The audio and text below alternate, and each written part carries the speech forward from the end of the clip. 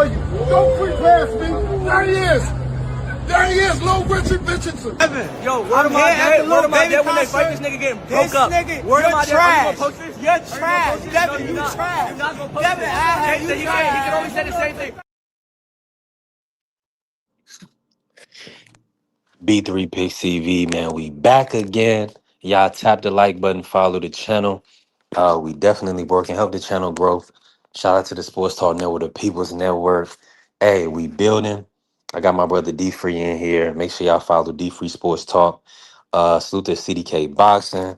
What's happening, CDK? How you feeling? Hey, okay. Hey, we growing. We growing. And man, listen, we got a phenomenal show for today. Really, I want to talk about uh top rank signing with the zone and getting locked in with the zone. I feel like that's great for the sport.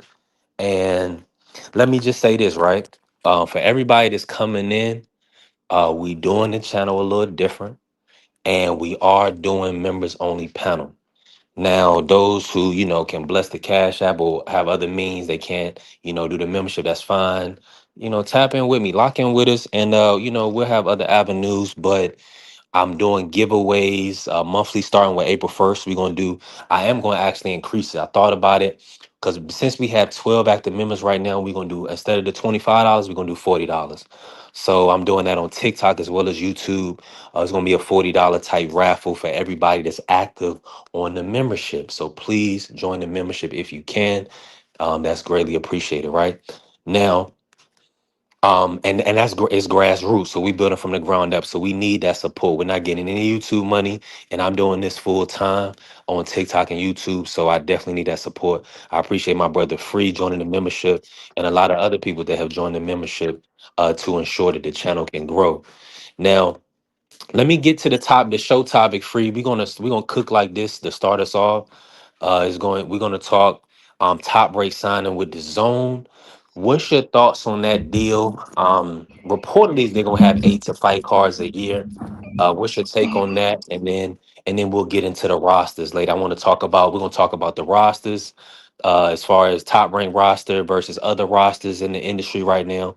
And maybe we'll set up a 5v5, something of that nature based on whether we want to see a top rank versus Matchroom, because they are talking about quite a few fights, like a Xander Boots and amongst others. Break that down, Free. What's your thoughts on top rank signing with the zone?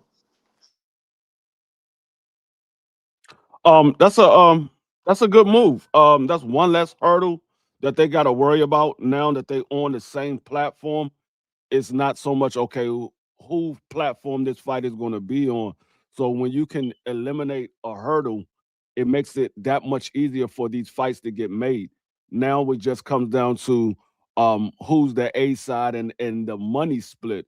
You eliminate that hurdle of what platform this fight is going to be on, because we all know when you with a promotional company and you on a different platform, that promotion company want their fighters to fight on their platform. So when you eliminate that, now it comes down to, okay, where's the location going to be at, and how much is the split is going to be between the fighters. You eliminate that hurdle. So I think it's a good move for Top Rank. I think it's a good move for the zone, because the zone needs Matchroom and the Golden Boy cards. But let's be honest, majority of the top fighters are over on PBC and Top Rank. Matchroom is building up their stable. They added Jerron Businis, they added Shakur Stevenson. So they building up their stable, but you still have the premier fighters that people want to see is on Top Rank and PBC. Golden Boy, they pretty much only got one, and that's Virgil and Let me Williams Zapata. They have a couple. and Ryan. Go ahead. No, I was gonna ask you, and what's going on, Vay? Appreciate you pulling up, Vay. You see, we building. Thank you for the support always. Who do you see right now, based on the rosters, the promoters the promotional rosters for you, who do you see as the top one right now? Just as far as the roster, maybe if you could see maybe like their top five The or top top 10 guys. roster. Hmm.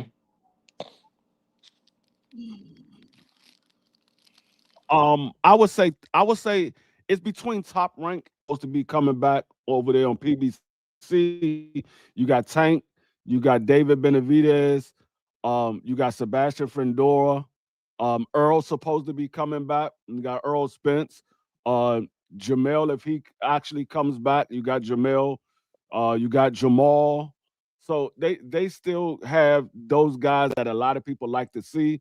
Top rank, they got Adula Mason, who's a new champion now. You got Xander Zayas, he's a unified champion. You got Keyshawn Davis. You got Monster Inouye. So they got a lot of young guys that's coming up. So I would say it's between Top Rank and PBC. Like I said, Golden Boy, they got two stars that people like to see.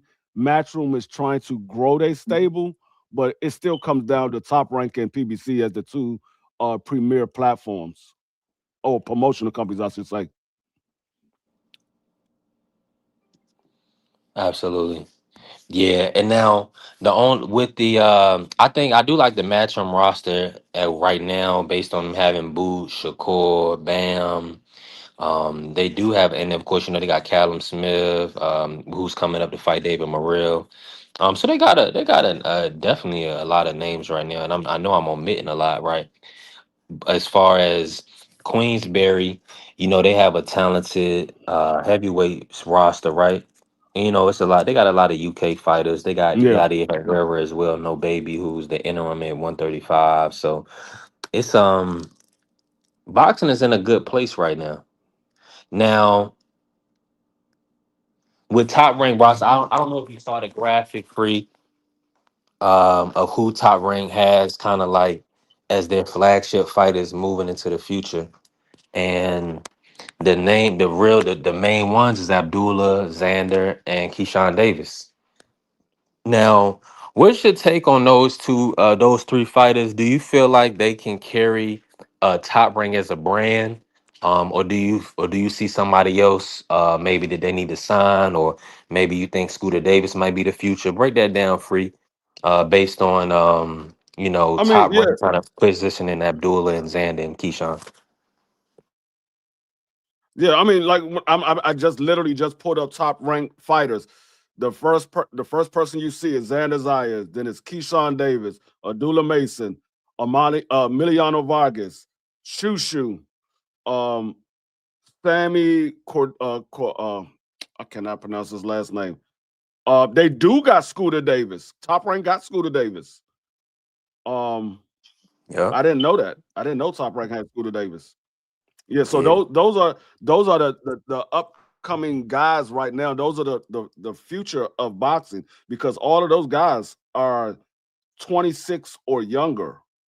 Because I think Shushu might be 27.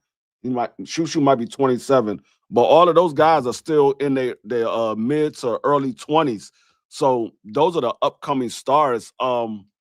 If I say somebody that they should try to get that I see that's out there, I like the guy, the body snatcher that's with ProBox. I like him. I think one of these top promoters need to get him. I forgot. I cannot remember his name right now. I just know him as the body snatcher, and he's from DC. I cannot think of his name right now. Is that But they he call fights for Ben ProBox. Johnson? Ben Johnson? I think it's Ben Johnson, maybe. Is that John? He fights at 147. I know he fights at 147. He's been on a couple of pro box cards late last year. He fought on the under the Lamont Roach promotion. That was the first time that I seen him. Lamont Roach had put on a fight right there at Merlin Live, and it was a lot of guys from DC, and he was on there. But I think they should get him, or at least one of these top promoters need to get him because I think he's going to be a star in the future. I'm trying to think who else is out. Oh, you got Keith Cologne, who's looking for a promotional company. Um, you got Ofacio, who's looking for a promotional company. Um, so it's some guys out there that's looking for a promotional company that's up and coming that a lot of people haven't been paying attention to because they're not behind a big promotional company, or I should say a big promotional company is not behind them, but they are fighting on those promotional company cards. Like Keith Cologne, he's fought on top rank cards before. I believe he's fought on Danny Garcia promotional company card, and I'm trying to think. I think it's somebody else promotional company he fought under as well. But I know he fought on top rank a couple of times. So there's some young guys out there that I think either top rank, Matchroom, PBC, or Golden Boy can possibly get if they looking for some new fresh stars that's in the making.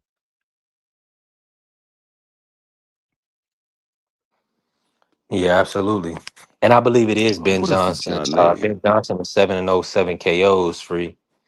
Um, I don't. It didn't show him listed, but maybe it's somebody else. Um, man, CJ Rich, salute, bro. Appreciate you pulling up on us. We simulcast, or I guess we'll do, call it a dual stream on D3 Sports and B3 Picks TV. We definitely building. Make sure y'all tap the like button and follow both channels. Help our channels grow. And support if you can. Bless the super chat if you can. The super thanks, the PayPal, anything like that is all greatly appreciated. Hey, we grassroots, so we building from the ground up, and we need that support on a regular. So we definitely appreciate you. Join the membership. We doing giveaways every month. So this will be the first month, April 1st. We're going. I It's update. not. It's not Ben Johnson. It's not Ben Johnson. I know Dub Rice. I know who he is because Dub Rice I like him too. But no, it's not Mm, Ben Johnson. I'm looking at Ben Johnson now. It's not him. okay, I'm gonna figure out who it is. I'm gonna look him up. I'm gonna figure out who it is. But I know he's fought on the Pro Box. got you. I got you. And so yeah, so we got it's an exciting time. Right now. We have a lot of activity now. Top Rank is signing with the Zone. That kind of makes a lot of the fights I would deem to kind of be easy to be made between Matchroom and Top Rank. I mean, we'll see how everything plays out. There are reports that Jared Anderson is going to be signing a co-promotional agreement with Queensberry Promotions. So I'm pretty sure that means that he'll be fighting some of the UK heavyweights, some of the Frank Warden heavyweights. Maybe he'll get a Joe Joyce, somebody like that. Maybe not his first fight back, right? But eventually. So we'll see what Queensberry and Top Rank have in Right. store for Big Baby Anderson. Go ahead, Free. Would you? What's going on, CJ? No, I was just saying what's up to the people in the chat. So, what's your thoughts on this Xander versus Boots matchup? Free, like that'll be a kind of like a co-promotional type of situation, possibly where both of the promoters probably have a stake in a fight, and they may even look to do a 5v5, make it a big event, maybe even a ring event. Do you foresee that fight happening, or do you feel like it's going to be a lot of kind of hurdles to get that matchup over the line? Actually, it makes it that much easier for the fight to happen now that Top Rank is with the Zone. It makes it that much easier because it's not a matter of co-promotion because it's going to be a co-promotion because Bob Erm is the promoter of Xander and Eddie Hearn is the promoter of Jerron Bucinis. So it's going to be a co-promotion. It would have been a matter of where the fight is going to be shown at. Would it be on the Zone or would it be quote unquote on the Tubi? Because remember, Top Rank was putting a few of their fights on Tubi at the beginning of the year. Now that Top Rank is with the Zone, it makes it that much easier for the fight to happen. Now it comes down to where's the location, not so much of who's going to be, what platform is it going to be on? It's the location, because we know Xander Zayas wanted to have his fight in Puerto Rico, but if he's getting a fight with Jerron Bucenas, Jerron is probably not going to go to Puerto Rico to fight Xander Zayas, and I think Xander Zayas will concede to fighting in the states, being though that this is the biggest name fighter that Xander Zayas has been in the ring with. So, like I said, I think it makes it that much easier for that fight to happen, though.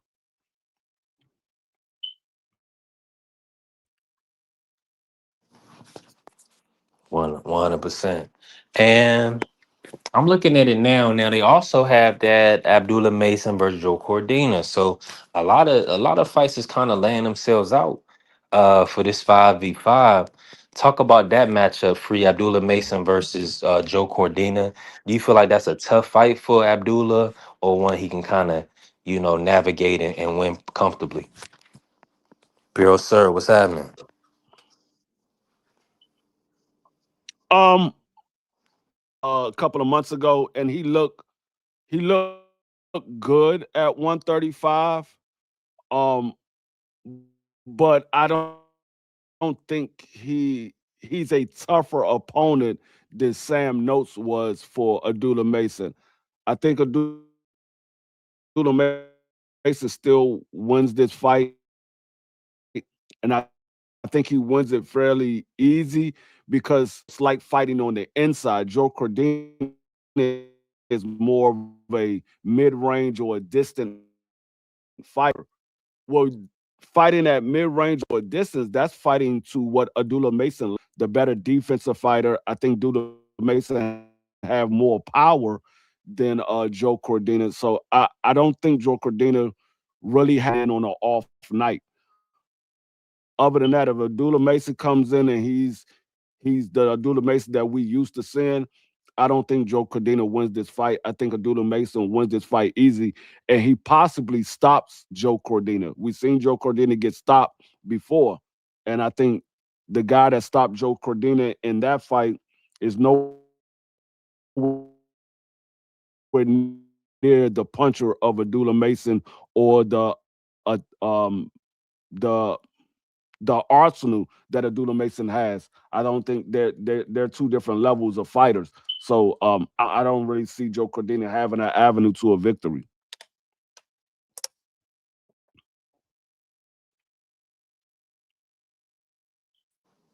Yeah, and shout out to Vay. Appreciate you. Support both channels for sure. Hit the like button if you can. Hit the follow. Bless the channels. Help the channels grow. That's what we need. Now, okay, so that's two fights down. Um, Let me think of another matchup. Somebody that needs a fight. At I like. 140, I like Emiliano Vargas. I like Emiliano Vargas versus I want to say somebody, one of the UK fighters. I'm not going to say Africa, because I don't Mhm. know if Africa even takes that fight. But I The like one I four like fight. one of those UK fighters versus Emiliano Vargas at 140. Another good fight. Maybe like somebody that's up and coming from the UK. Let me look at Matchroom. I need Yeah, to to pull get up the Matchroom roster. yeah to So that get way give you can get them acclimated Emiliano when we get Vargas some. Shout out a to Diz test. too. Right, 1000%. Let me see. Okay, we're gonna look at the super lightweights. Okay. Nah, I don't think Keyshawn chumped Abdullah Mason. Abdullah Mason said he said, I'm right here. When you get past your fight, I get past my fight, and we can set up that fight. Abdullah Mason's he ain't back down from Keyshawn. But we know after that whole altercation, or that whole exchange of words on the platform, and Keyshawn missed weight. Keyshawn plan was to go to 140. He never planned to fight Abdullah Mason. His plan was to go to 140. Is Cambosis, is that too big of a name for Emily? Oh, he said he want to form a champ. Shout out to Dr. Cam. So that might be the fight. I see Cambosis right here. You think that's a good fight for No, Emiliano, bro? I think that's a great fight. Mm-hmm. Yeah, Shout out to Dr. what's going Cam. on, Cam? Appreciate That's a you. great fight for Emiliano Vargas. That that put his name on the map fighting against Cambosis because I mean Cambosis is known for beating Tio. He's been in the ring with Devin. He's been in the ring with Loma. He's been in the ring with Africa. Why not get in the ring with an upcoming guy like Emiliano Vargas? That will put Emiliano Vargas name on the map as one of these contenders now. No longer would they look at him as a prospect; they look at him as a contender now. So I like that fight for Emiliano Vargas. Now, the only other person I could kind of see on the matchroom side of things was Ernesto Tito Mercado. Now, I didn't see any really matchroom 140s right now. I'm sure they could find somebody, right? But just the hypotheticals. What's your take on Tito Mercado? Free? Are you impressed with him? You know, he had that stoppage over Pedraza and a few other good fights. And what do you think about a fight between Ernesto and Emiliano?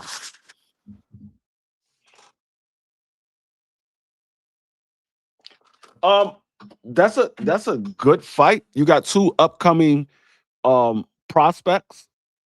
Because Makino is not a contender right now. Emiliano Vargas is not a contender right now. They're still in that prospect stage. Um, so I mean that's a good fight. If you really want to see where Makito is at and you want to see where Emiliano Vargas is at, that's a good fight because one of those guys is going to lose, but it's also is going to push the other guy to out of being a prospect to being a contender. 1000%. I appreciate you, Dr. Cam. Hey, we definitely growing the channel. We've been working. It's been a grind. 11 months in, our year anniversary will be April 15th. Um, from us producing content on the channel. So I'm thankful. I'm extremely blessed and thankful, man. And shout out to the lovely doctor. That's what I'm talking about, putting color in the chat. I asked God, I said, I want genuine people around me to want to see me do well. And we've had color in the chat every day since we our monetization 3 weeks back, going on, we haven't completed 3 weeks, but 2.5 weeks. So I'm thankful. Appreciate you, combos with Cam. Make sure y'all follow Cam too. Beautiful lady, great conversation. You can definitely find peace and understanding about life and mental health and different things that we go with as humans. So and good people. So Cam says, salute to both of you. Peace and blessings to you always. Thank you for that. And thank you for that encouragement and that love today. That's what I'm talking about, man. Teamwork made the dream work. We're gonna keep building. Shout out to pugilism in here. We definitely growing. All right, so maybe we'll get so out. We done set up our three fights on our 5v5. We got right now the main event, Xander versus Boots. Um, Co-main event, Abdullah Mason, Joe Cordina. Third fight on the card, uh, Emiliano Vargas versus George Cambosis Jr. I like that card already. And we got to just figure out who else. Who else is somebody that's kind of should be is being moved by either Matchroom or Top Rank Free. Hey, Is there anybody you could think of that you what's going on, hey, Dank? hey! I got one for you. I got one for you. To move Abdullah Mason out of the coal main, we put Bam Rodriguez versus Monster Inouye. Man, that'll be fire. But now, yeah, they didn't use anyway on their graphic. So I'm leading to believe free that he's separate. I mean, he's no longer under a contractual agreement with Top Rank. Dang, what's happening? Free, what you think about that fight? What's your thoughts on that matchup? Do you foresee that's one Might that have Bam can win? fought his last fight. You said Keyshawn press Mason again, dang. Free, can you Yeah, hear me? it's one that he can win definitely. Okay. Yeah, Yeah, I can hear you. Yeah, no, it's definitely one that Bam could win. Um, it's just a matter of, is Bam going to be defensively responsible? We've seen Monster Anyway get sat down multiple times now in his career. Um, I mean, we never seen Bam Rodriguez get sent down. We never really seen Bam Rodriguez get tested. So it's a matter of, is Bam Rodriguez really what we believe he is, or is it just the level of opponents that he's been facing that Bam Rodriguez has just been much better than? So it's going to be a test. I think Bam Rodriguez can win the fight. Will he win the fight is the question. Yeah, now he did. Now Estrada did put Bam on his pockets, and he got back up and to stop Estrada. That was a, I would say Estrada was a Oh, he tough test. did. Yeah. So and then he fought through adversity. I know that one fight. I want to pull up this kid's name so that way I have it on record because I never say his name. The guy that broke Bam jaw, Bam had to fight through that. I mean, that was a wild fight. Let me see. Um, I believe, yeah, that was the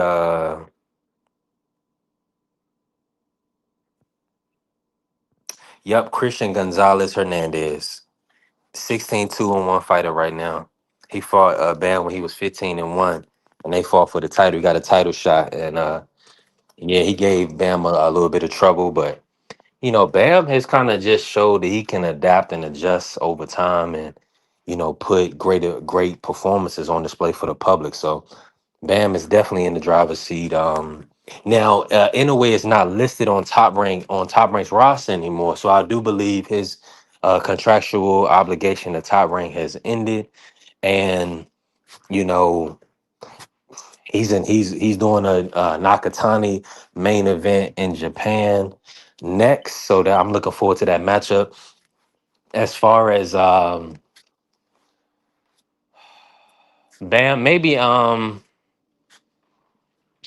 let me think of what can happen at 126. Because you got Angelo Leo, we got Shushu Carrington.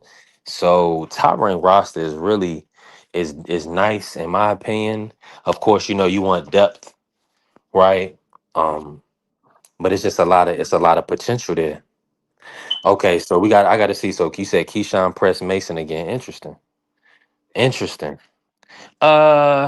I mean, where they gonna fight though? Like it's all seemed like promotion. Like it's like Keyshawn is doing the Ryan Garcia, and just putting himself out there and promoting. It's like, are you going And 47? Like, what are you Keyshawn doing? need to Go ahead, free cook on it.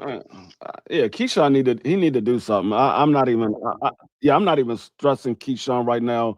He just out here calling out a lot of people names. I didn't see man in the ocean calling out Pitbull, calling out Devin Haney, calling out Ryan, and this man is calling now.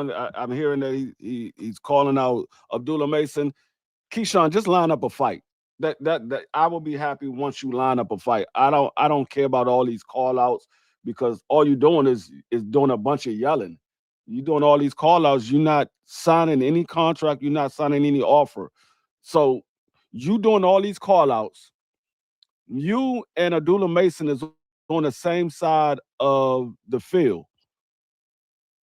I will believe that you are the A side over Abdullah Mason. So why are you not sending Abdullah Mason an offer? Why are you waiting for Abdullah Mason to send you an offer? There's no need of calling out Abdullah Mason if you're the A side. You can just send him an offer and say, "Hey Bob, let's line this fight up." You're the A side.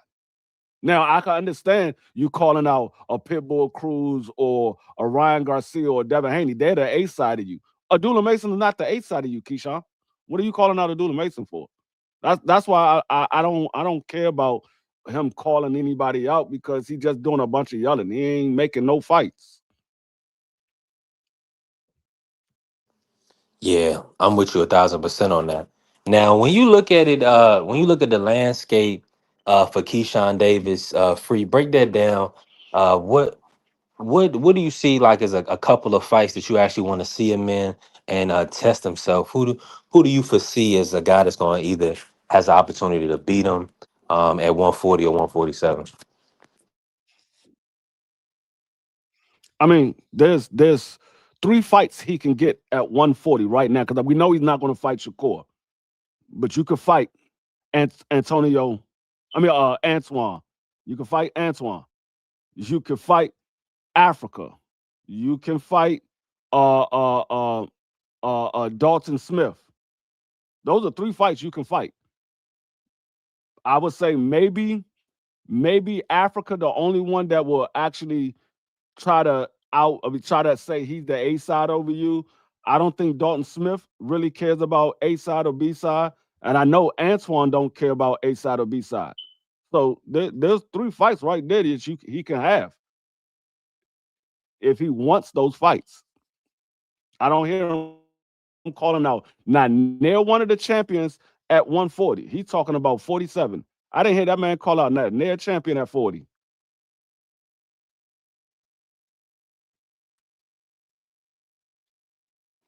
Yeah, you right about that, Fred. And I definitely don't feel like he's looking to stick around at 140.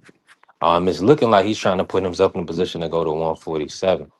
Now, I mean, if he can get a title shot with Lewis Crocker, I'm happy for him. If that's the fight that, you know, I mean that could be on the that could be on our 5v5, right? Lewis Crocker versus Keyshawn Davis at 147. That'll be a top rank versus the zone. I like that fight. Now, outside of that, mm, I definitely want to see Keyshawn mix it up. I know this is both top rank guys, but Tiger Johnson versus Keyshawn Davis is a phenomenal fight at 147. So I like that fight as well. So it's some options on the table for Keyshawn, uh, whether they be domestic options, they call them domestic dust ups, and or like foreign, international options, right? Lewis Crocker, Liam Bartle.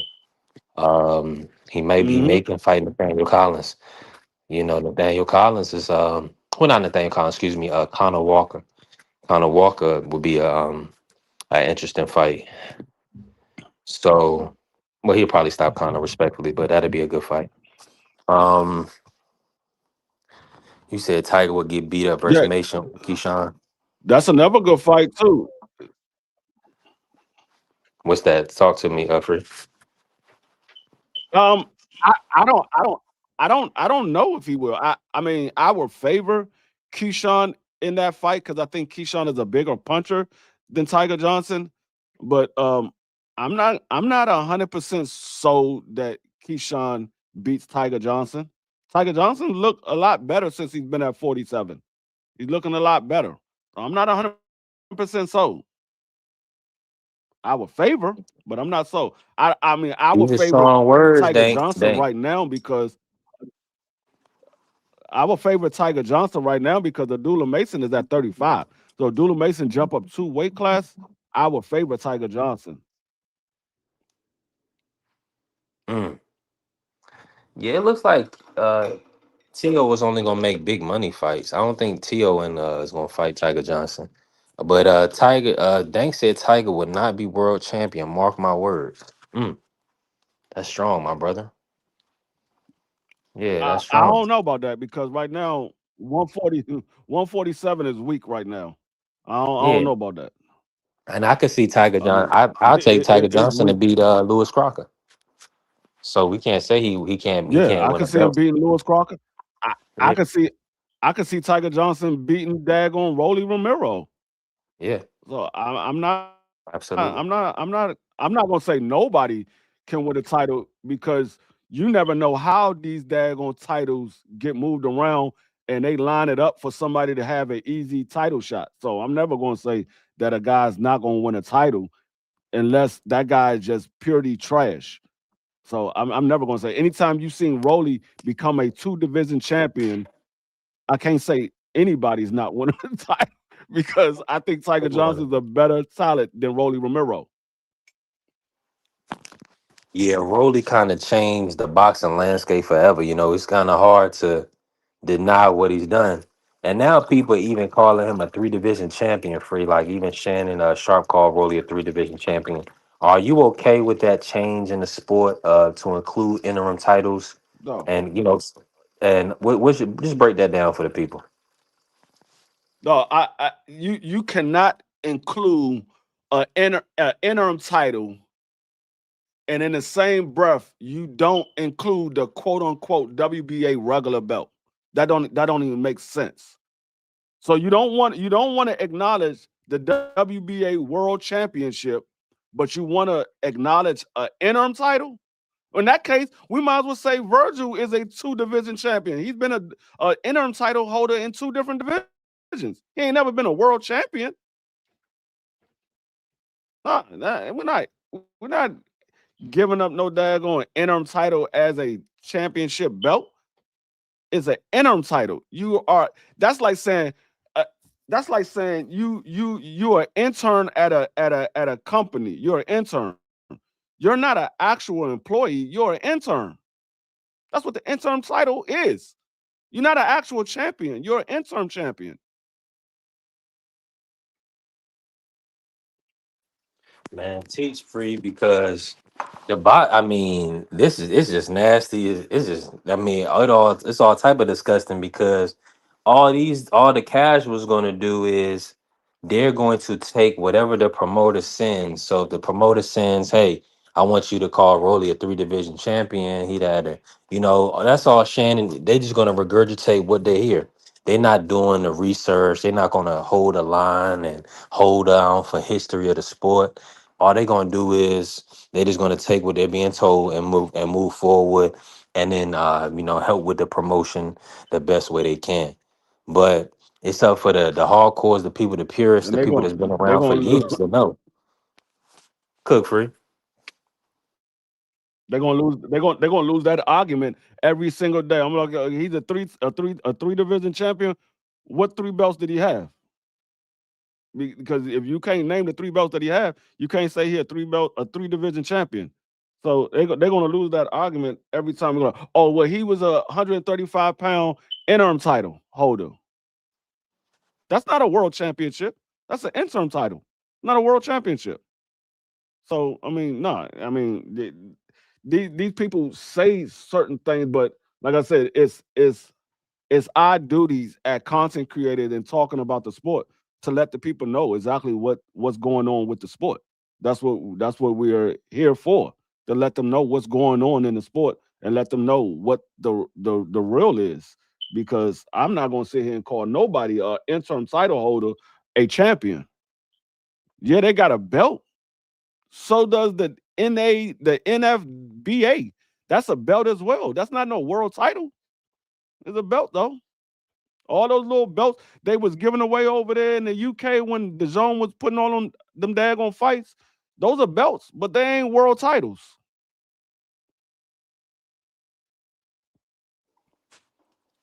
I'm with you. I'm definitely in full agreement that at least when an IBO free.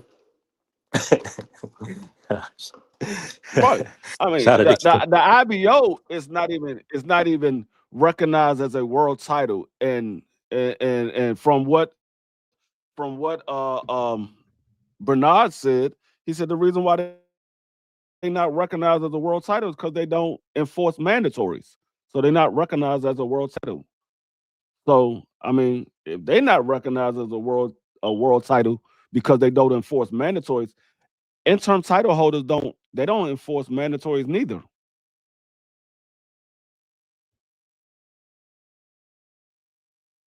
right. Right. Yeah, you have to count the regular. You have to count the WBA regular. Shout out to Pooh. Yeah, you have to count the regular. You have because that's the history of the sport. It's just the only reason why it's a conversation at all is because there's multiple champions in one sanctioning body. And that's not the fighter's fault. That's the sanctioning body double dipping and trying to keep their business afloat. That don't have nothing to do with the fighter. The fighter just go out there and get his money and kick ass. They're not dealing with the And see, politics that and that that's behind the scenes. And that was because the WBA, when they first came up with the super title, it was for a good reason. But then they just started giving it to everybody. You don't need it. You the super title was so you can make the undisputed fight, so they wouldn't have to worry about the mandatory. They can make the undisputed fight. Once they become undisputed, you can take the super back. They don't have to keep the super. That was just so they could make the undisputed fight. That was the reason why it was created. And if you notice, the WBA Super is the only championship belt that do not have a mandatory. Everybody else have a mandatory. The WBO Super has a mandatory. It's just every 18 months, but they still got a mandatory. The WBA Super does not have a mandatory at all.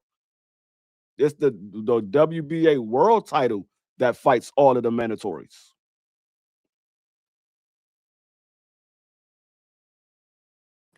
Now, Free, the based on the boxing landscape with Zuffa coming into play, like how what No, do that's what you the how do WBC franchise was trying to be like. yes, but the art the marketplace determined that they couldn't. I appreciate everybody that stood against the franchise title and protected kind of Devin Haney, and it was more it maybe has a lot to do with Devin being in that position, but it was more so it being wrong, and the fact that they said that it could not transfer, right, the status could not transfer, and then they allowed it to be transferred and allowed Tio was able to move around Devin, so it was like enough is enough. So shout out to the boxing public and a shout out to Team Haney and everybody involved, Matchroom or everybody that was involved to kind of ensure that you know we keep boxing on an even playing field as much as possible. There's a lot of corruption, but we want guys to get the opportunity.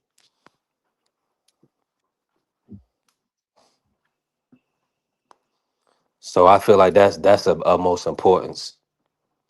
And, and let me say this real quick, while free on mute, man. Y'all tap the like button, follow the channel, help the channel grow. I see y'all in here. We definitely moving. Hold on, let me see. Free pulling back up. Okay, free.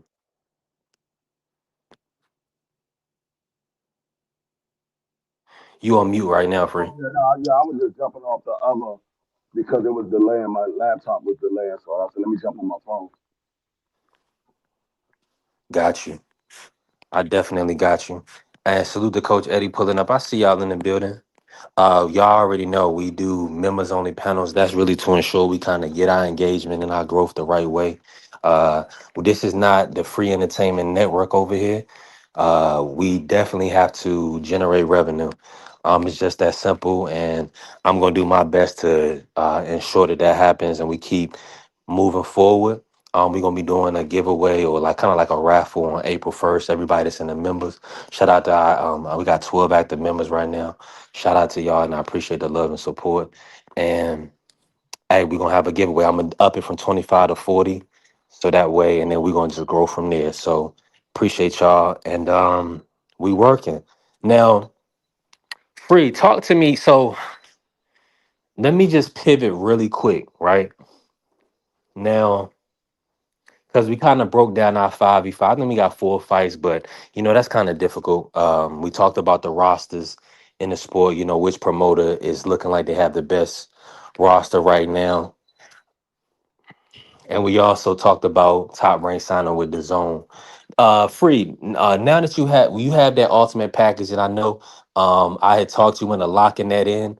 And I didn't know we was locked in for a whole year. I thought we was gonna be able to get out of it, but they got Well, us no, locked in. I mean, you can get out of it. You just have to cancel your membership, so you can get out of it. Right, right. But if Um, you want to not owe on it anymore, you got to cancel your credit card. Well, because they gonna right. try to bill you, they gonna try to bill you for So that's why it's Well, like, I'm gonna tell you what was funny about that because the day that they was taking the money out of my bank account, I had just paid all my bills, so I didn't have enough to pay the membership, and it canceled it. It canceled the membership, so I was able still to see the zone. I just couldn't click on any of the fights. So as soon as my money hit the bank, it automatically took the money out. I was like, damn, I didn't even get a chance to tell y'all to go ahead and take it. Y'all took it off the break. So they took that joint immediately. As soon as the money hit the account, they took it. Yeah, they want their money. They're not playing at all. Now, speak about this free, just about with all the people kind of, I mean, outside of Zuffa with who's with Paramount and PBC with Amazon Prime. Break. Do you feel like we're going to get our money's worth, or do you already believe we were getting our money's worth? They guarantee, they pretty much try to guarantee us 12 plus pay-per-views for the year. So, do you feel like it's worth it to have the bundle to ensure to make sure you can watch all the top ranked Golden Boy, Matchroom, Queensberry when they're available, I and the mean, pay-per-views? it's worth it now. It's worth it even more now that Top Rank is over there because now you're going to be getting a lot more fights and a lot more a lot money's worth. You're gonna get a lot fights that's worth your money. So I think it's more um it's more what's the word I'm looking for? It's better for it now that Top Rank is there. So because if you think about it, if you had all these fights and they was on pay per view, you'd have been paying $75, $80, $100, or whatever the pay per view price is, on top of what you're paying for the stream. Now that the way that the zone did it, it's part of your plan. So you pay $45, you don't pay anything else. So it's kind of worth the money that you're paying because you're really because before they added that package, I think the zone was like 27, $28 a month. So they only added like another $17 or something like that. 1000%. Now I don't know if you would call it grandfathered in or whatever. I was on like a little special. I think I was paying like $13 a month or something like that. So and back in November when they had the Ben Eubank Jr. rematch, and then they had Haney Norman Benavidez Yard card right after that.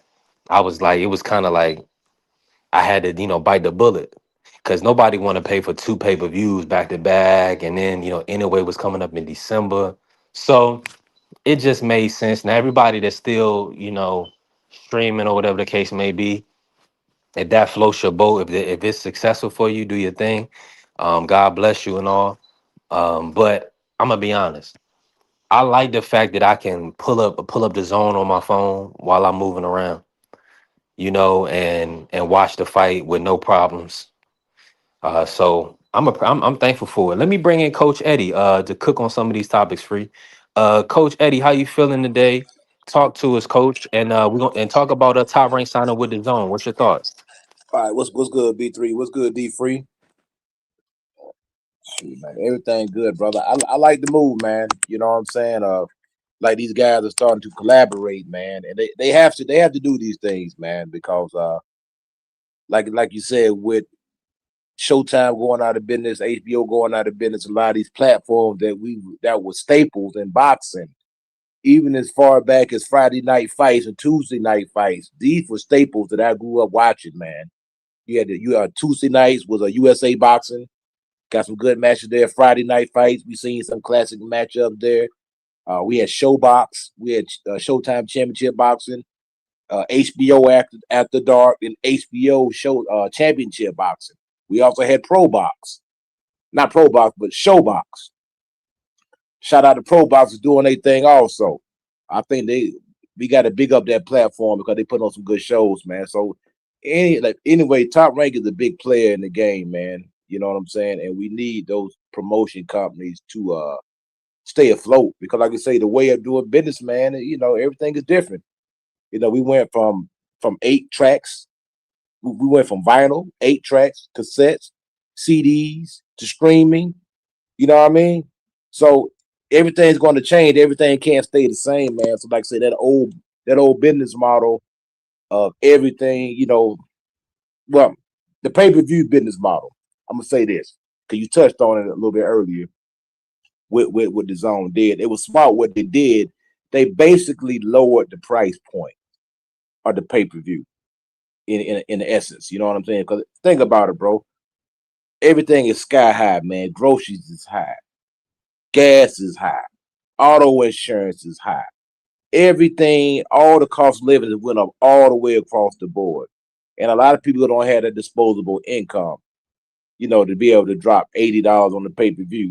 If you buy two pay per views, your cable bill gonna be like 350 at the end of the month because they already Yeah. charge you like 150 for the cable bill. So you're gonna be like Mhm. 320 and some change, basically a used car. You're gonna have like a little car note. You know what I mean for cable. Absolutely. So they lowered the price point, man. So that was good, man. So now what they doing now? They forcing these guys to fight each other because the fight has to be deemed pay per view worthy.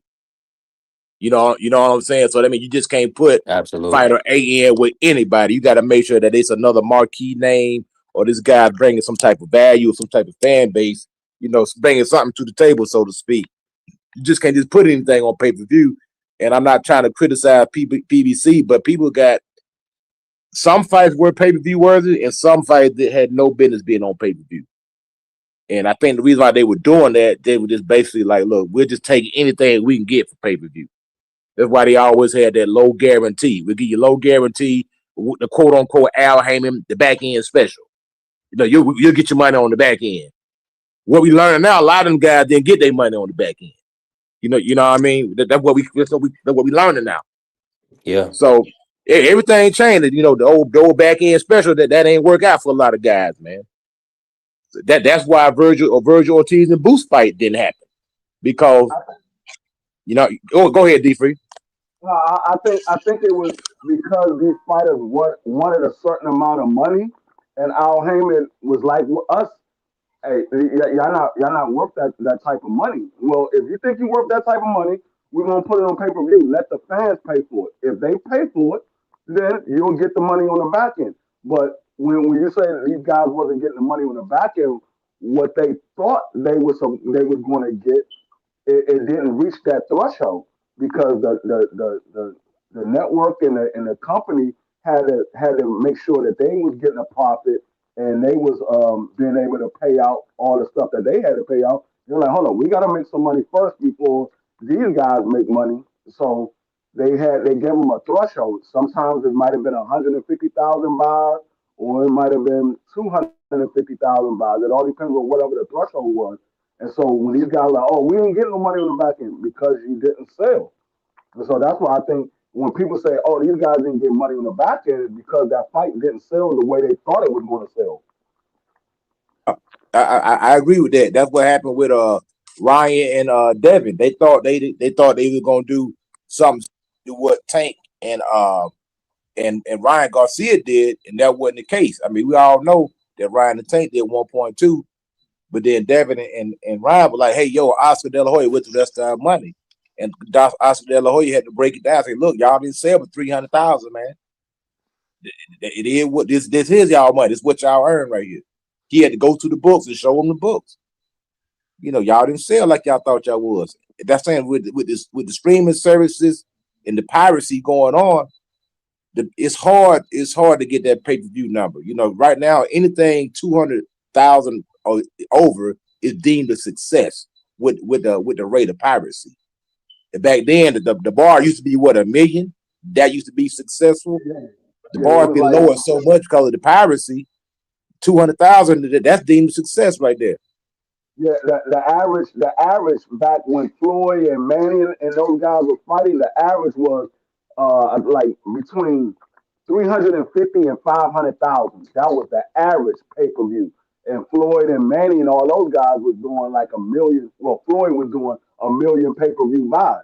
So when you had Floyd, that's why Floyd was making so much money because they was doing a million pay per view buys.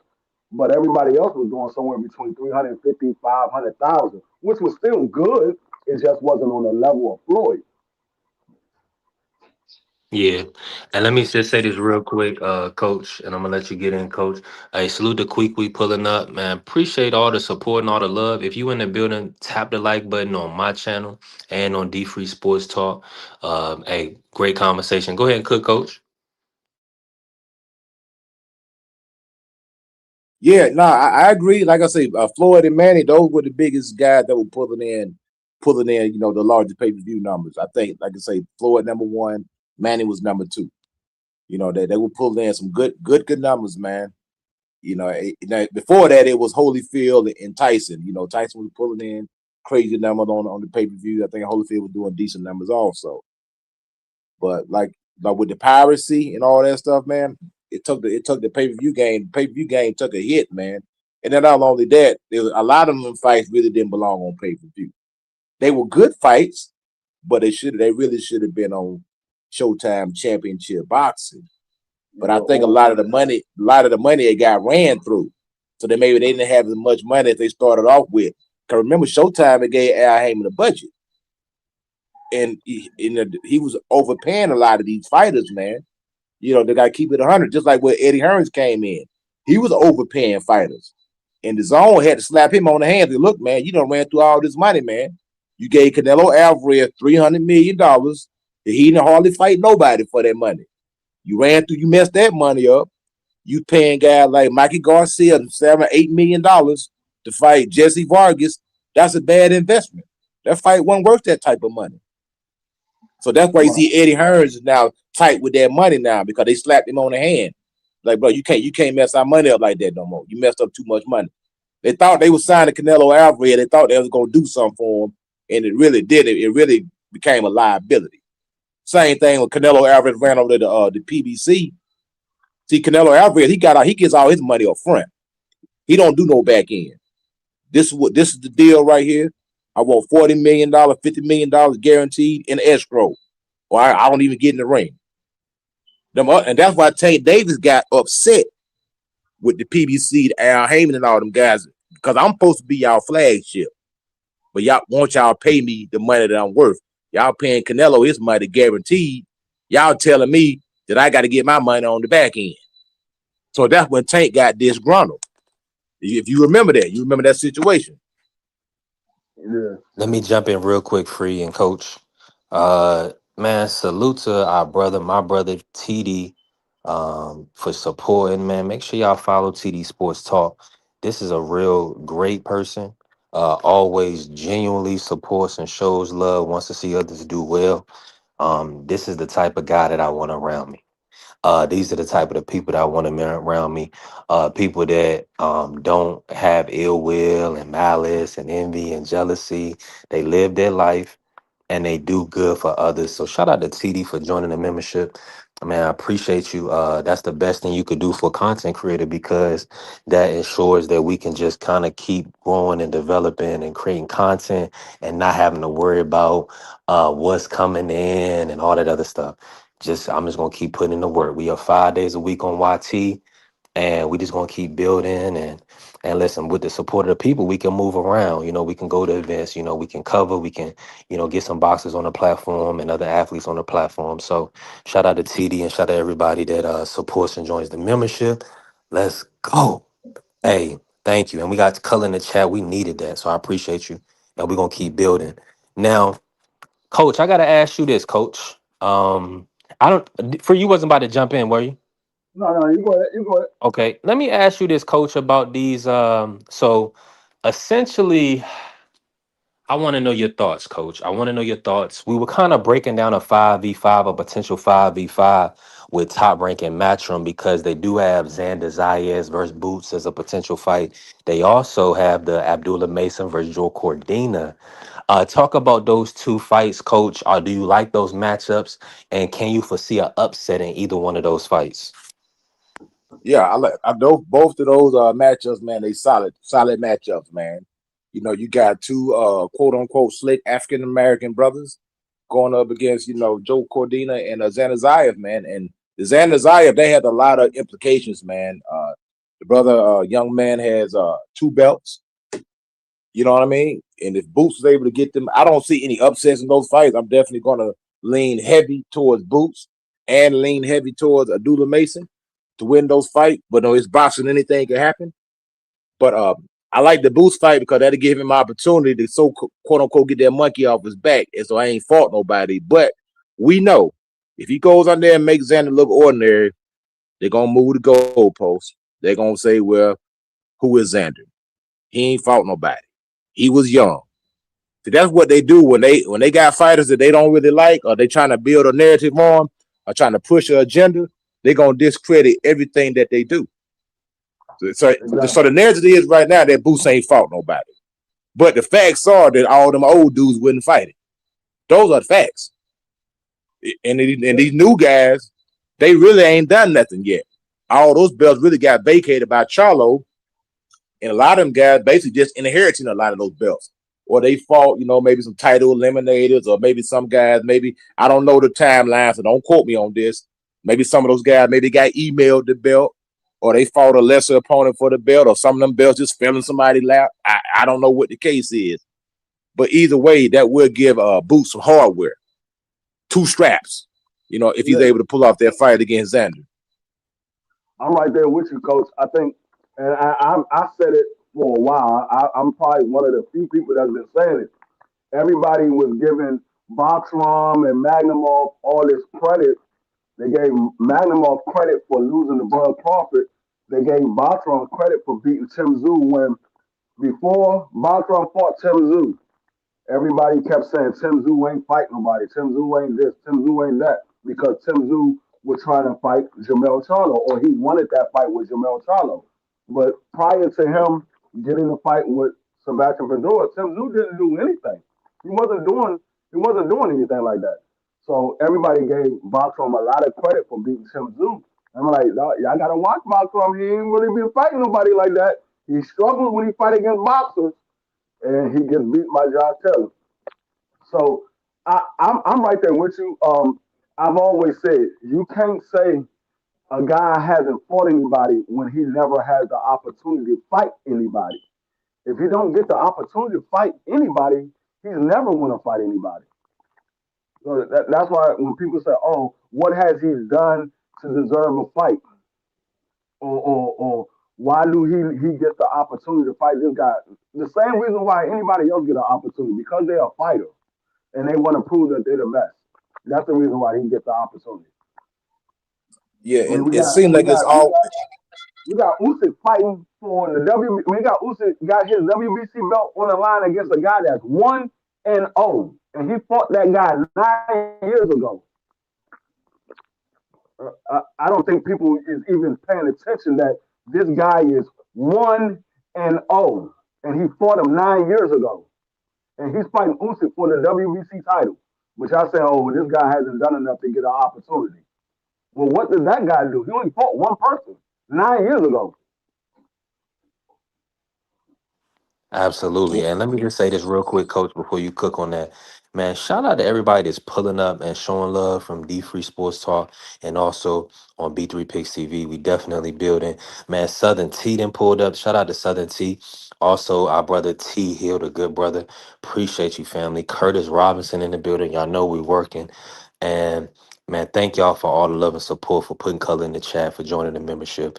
I'm thankful. And we doing monthly giveaways starting in April. So hey, I'm excited for that too. Let's keep cooking. The commission's definitely in the building. Cook on that, and shout out to Edward. Shout out to my guy. Man, listen, Mr. Edward Morris in the building. Let's cook. That's why I'm gonna say leave Usyk alone. Again, shout out to AC in there.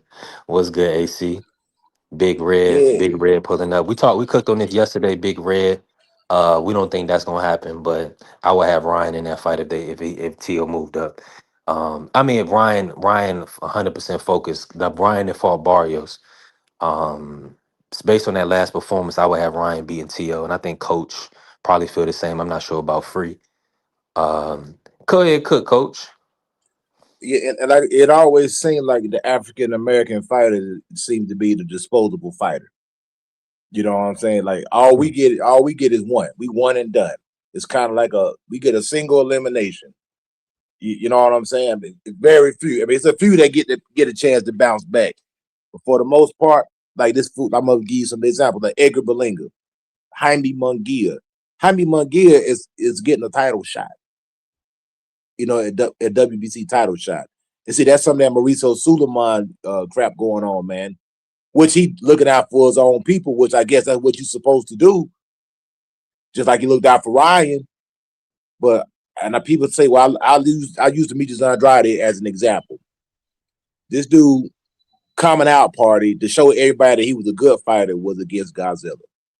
And if you don't beat Godzilla, that means you a bad fighter. Your whole career is a sham, and that's just unfair. David Benavidez has been spanking everybody that been in the ring with this brother, man. So there ain't no shame in losing to him, but they throw the guy away because Canelo Alvarez put a label on the man, said he was a horrible fighter, and it stuck. Same thing with Devin Haney. When they thought Devin Haney lost to Ryan Garcia, they put a jacket on him. They throw the brother in the trash can. He ain't nobody. We heard everything they said about Dev. And unfortunately, that's why a lot of these guys don't want to take the risk because they know as the black fighter, you got to live up. You got to be perfect. The standard, see, Floyd set the bar so high with that 50-0. That's why these young guys are still trying to keep trying to remain undefeated because the bar is set so high. They know that a loss for them is going to cost them millions. They don't get the opportunity to rebuild like a T.O. who goes out there and looks average or subpar against a C-level fighter and then winds up still getting opportunity after opportunity after opportunity. These black fighters aren't allowed that luxury. That's why these guys aren't sometimes fighting each other because they know you going to the back of the line, bro. You're going to have to build yourself back up. Like Brian Norman Jr., they're going to make that brother build himself back up. He ain't going to just pop right back into no title shot, even though he only got one loss to a pound-for-pound guy. Maybe he do a Boca Chica rematch, coach. Hey, coach, I'm gonna tell you, I give you one even better. Williams Zapata. That man lost to Shakur Stevenson. They never moved that man out of the number one contender spot. He never moved, and they knew that Shakur was going to 140, and they said he's going to 140. He's probably not going to come back down. So we're going to have you at the number one contender so you can fight for that vacant belt. They left that man at number one, and he lost. Yeah, and I want Coach to cook on that, but I will say for consistency free that Oshaki was done wrong in the first Consecal fight, and they allowed him to get his rematch, immediate rematch. So that was just a little But context. that was that They was did the because right thing. he was a champion and he had a rematch clause. So he was the champion. He was the champion. Oh, okay, that was a voluntary defense. Yeah, that was a voluntary defense. He wasn't the mandatory. He was a voluntary defense. Okay, okay. Yeah, the Zapata situation, we give him a little bit of. I see your perspective on it, free. I feel like a lot of times what they do is they see how you perform in the fight, right? So like winning like four, maybe 3 or 4 rounds against Shakur, not getting stopped.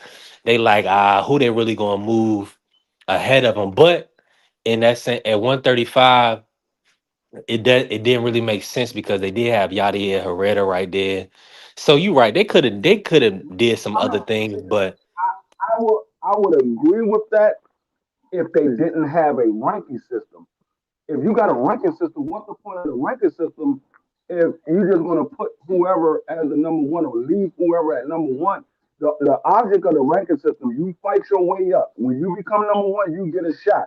You lose yeah. that shot or you win that shot, if you win that shot, you're the champion. If you lose that shot, you move down. The next man move up. That's the reason, that's the purpose of the Mhm. ranking system. If you're not going to follow it, there's no purpose of having a ranking system. What's the purpose? I'm in full agreement. I think it's too much for profit in the sport of boxing when it comes to the sanctioning bodies. Because in essence, look at Mangia, right? Look at Zepeda. Now, I didn't do my research, but appreciate you, Kwee. Now, I didn't do my, and somebody dropped it yesterday. It's over 300 million Mexicans. So when you have that type of contingency, they're going to look out for themselves as far as we know what the WBC and the amount of people that they're kind of moving through events and everything that was talked about last year with Terrence and everything that came out with the Suleiman, right? But when you have 300 people, 300 million people to stand on, it's hard to argue. You can't really argue with that because Mungia is gonna have people to show up for the event. Zapata and vice versa. You see, the thing is, when it comes to the Mexicans, it don't matter who you are. If you're Yeah, fighting for a title or you're fighting a top guy, they're gonna support you. It don't matter who you are. Yes, Jaime McGill is a big name because Oscar made him a big name by fighting a bunch of nobody. He made him a big name Yeah. by fighting a bunch of nobody and ran his resume up to be 40 something and 0 until he fought Canelo. But it don't matter. Like you can be Pitbull Cruz. When Pitbull Cruz fought Tank Davis, Pitbull Cruz already had losses on his resume. Nobody knew who Pitbull Cruz was. But the Mexicans followed him. The Mexicans showed up for that fight. They bought those pay-per-views. He became a star, even losing to Tank Davis. He became a star. So it doesn't matter who you are. The Mexicans gonna fight. They're gonna stand behind theirs. We're the only country that don't really stand behind their own. We're the only country that really don't do it. Every other country they stand behind this.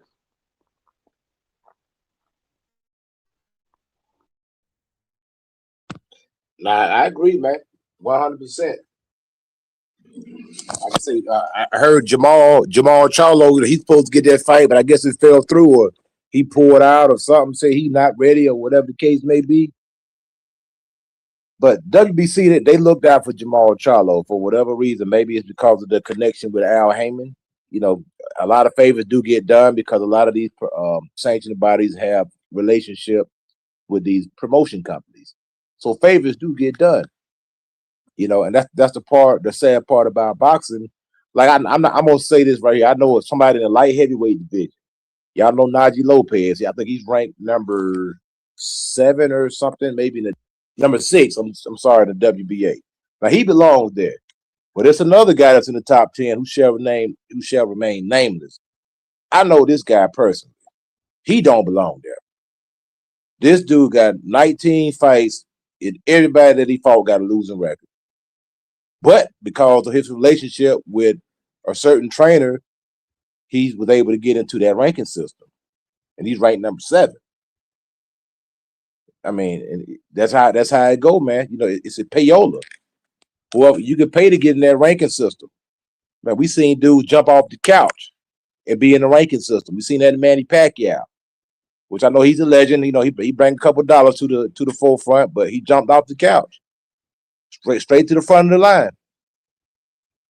Just like any of these guys, Terrence Crawford, he could jump off the couch.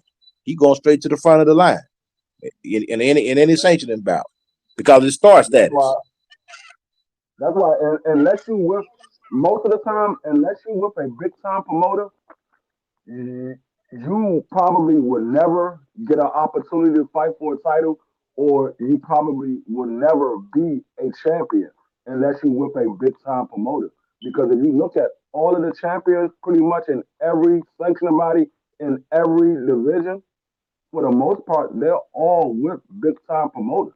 You might have one or two that might not be with a big time promoter, but for the vast majority, they're all with big time promoters, and they was with big time promoters before they got those championship fights. Now, Devin Haney, he became such a polarizing athlete and a boxer that he kind he kind of he kind of carved his own way, and it's gonna be tough for anybody else to follow that path that they laid out for themselves because it was very smart the way Bill marketed his son. Uh, he kept his Well, name the in the Devin Haney algorithm. TV coach. Yeah, exactly. He kept his name in the algorithm. Bill did the legwork, man. See, but Bill is a promoter first.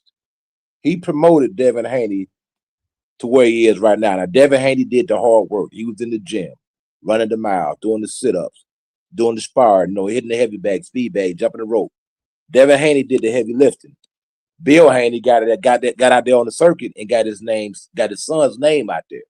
Made sure he got the right spar, got him under the right tutelage, the right trainers to get it the way it needs to be.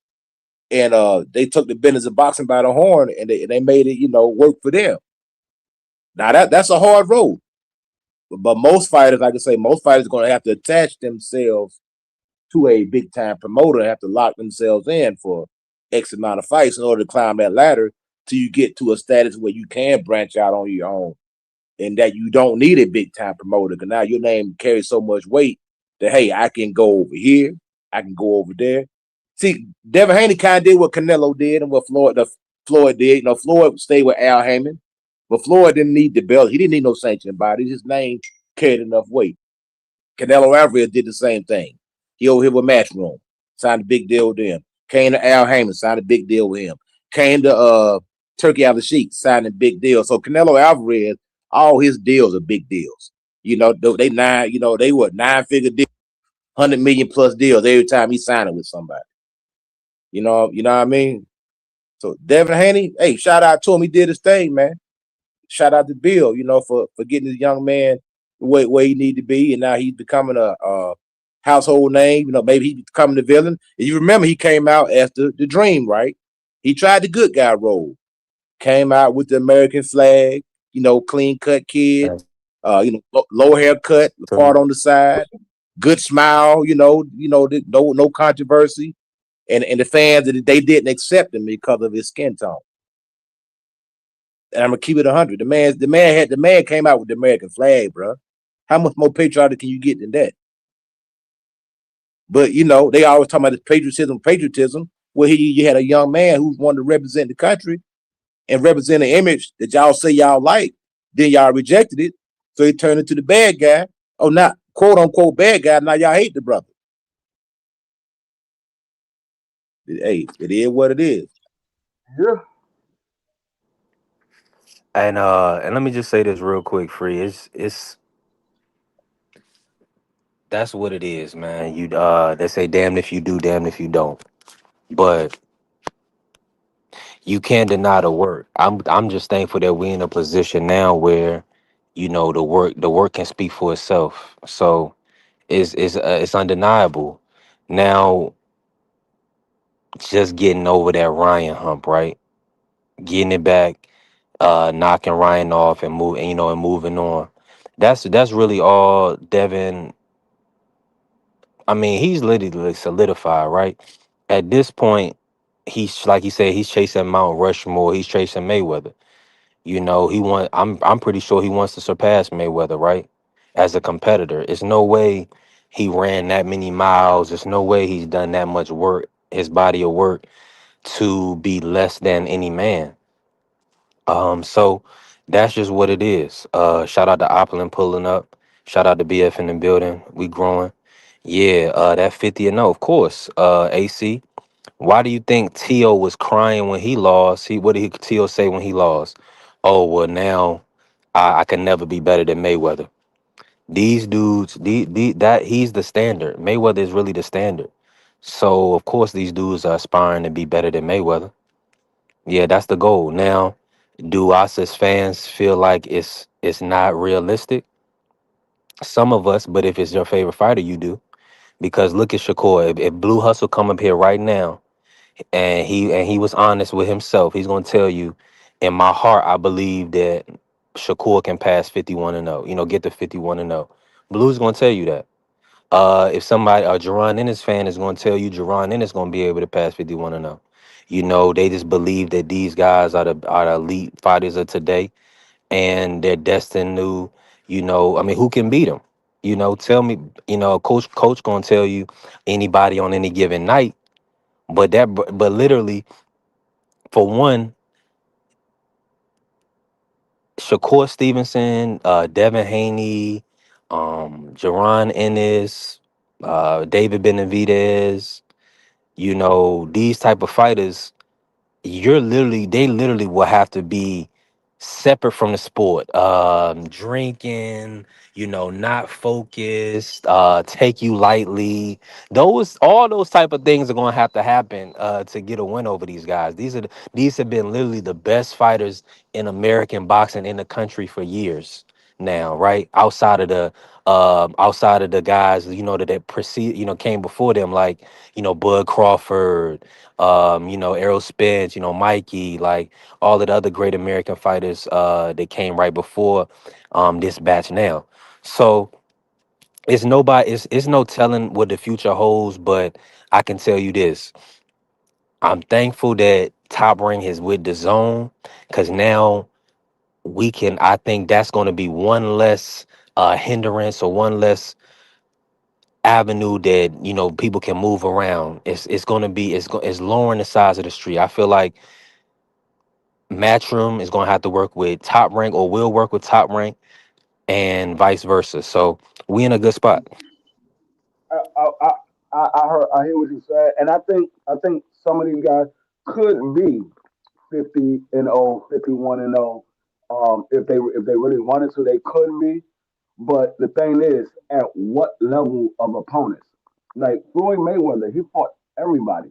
There's only probably three people that Floyd didn't fight that people wanted to see if Floyd would have won that fight, and that was Paul Williams, Costa Zoo, and what's my guy, Winky Wright. Those are the only three guys that Floyd didn't fight that people say I wonder if Floyd would have won that fight if he would have took that fight, or if they would have made that fight, would he have won that fight? But he fought everybody else. These guys, yes, they win in fights, but at what level of opponent? So even if they do go 50-0 or 51-0, they still wouldn't be on Floyd level because the level of opponents that they're fighting is garbage. They might fight one or two top level guys. Everybody else is mediocre at best. But At best. the thing about it, Floyd turned into a businessman. And if you guys, y'all boxing historians, y'all familiar with the Black Murderers Row. You know what I mean? And that's sometimes, the money man is going to avoid that Black Murderers Row because those guys were the tough fights. Those were the high risk, low reward fights. And a lot of them guys, even some of my favorite fighters, avoided those type of fights, from the Jack Johnsons to the Joe Lewises, because they avoided those guys, man, because back in Jack Johnson's day, them dudes fighting 40, 50 rounds, bro, in the sun. Crazy work. Now, Floyd turned into Money Mayweather. He started fighting not just names, but he started fighting countries. So yeah, you're gonna avoid guys like Vernon Forrest. You're gonna avoid guys like Winky Wright, which are a lot bigger than Floyd, I might add also. So that would have been, asking Floyd, to go up to 154 pounds and fight a much bigger man. So I don't really fault Floyd for not fighting Winky Wright just because Winky was a big guy. But Winky was coming down from 200 pounds, fighting at 154 pounds. Say the Money Mayweather was only fought 11 fights. He was Pretty Boy all the way up until he became Money Mayweather. That was only for 11 fights. Yeah, but he was a little guy. Floyd a little guy though. Floyd's a small man. He's not a big guy. No, I agree with you. I mean, and I say there's only one person that Floyd ever ducked in his entire career, and that was Winky Wright. And the only reason why I said that is because Floyd called out Winky Wright, and Winky agreed. Floyd gave him a catch weight and a rehydration clause. Winky agreed, and then all of a sudden the fight went away.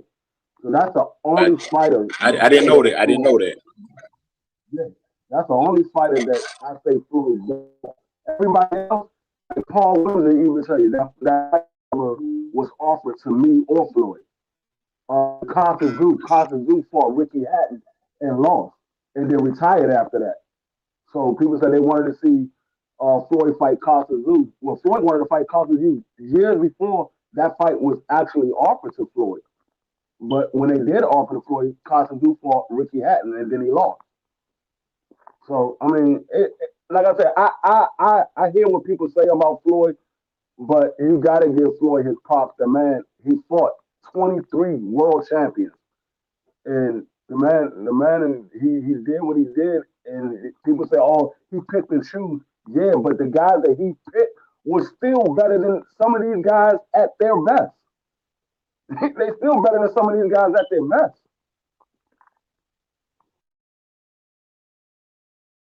Nah, in fact, I think that just goes to show from the schooling that Hold they on, came coach. from. Go ahead, brother. I think you I had a want you to comment on the I screen. want you to cook, coach. Nah, cook, coach. And shout out to my brother BVO pulling up. Go ahead, cook, coach. Nah, he cool. Like you said, that just goes to the show, to the talent pool. And we even saying that today. I think those guys back then, they were a lot better fighters, man. They came from a better school of training. So those guys were, top competition back then. And in comparison to some of these guys today, now we do have special guys today. Don't get it twisted. But most of the guys that you see that are good today come from that old school training, or somebody who's able to capture that old school. Like even with Devin training with Mickey Bay. Well, Mickey Bay got a lot of his stuff from Florida Senior. Look at Bosey. Bosey's 70 years old. He been in the game a long time.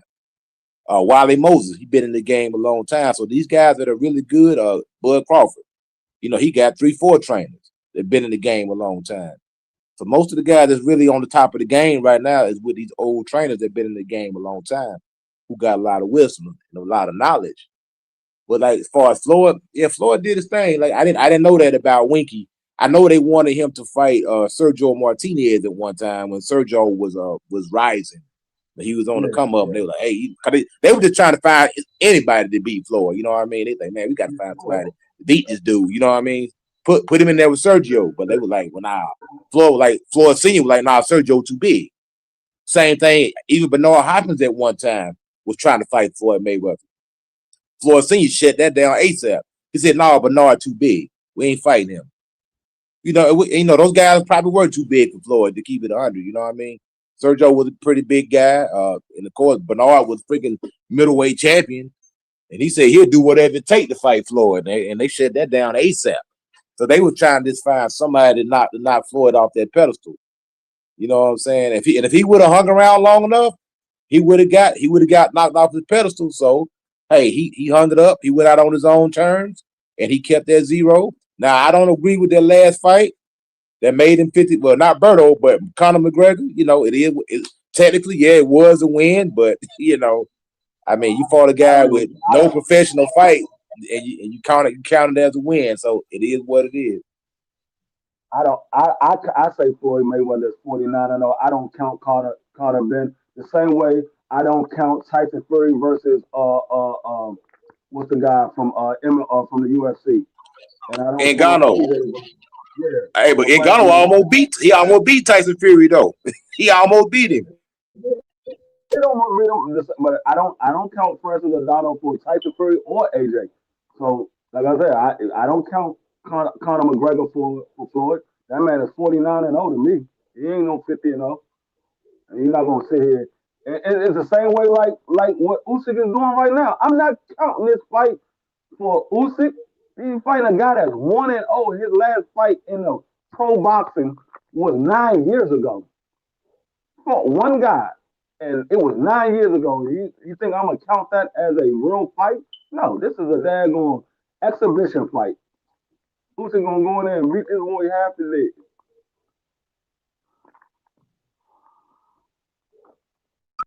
Yo, I seen Abdullah Mason and Keyshawn had a little altercation.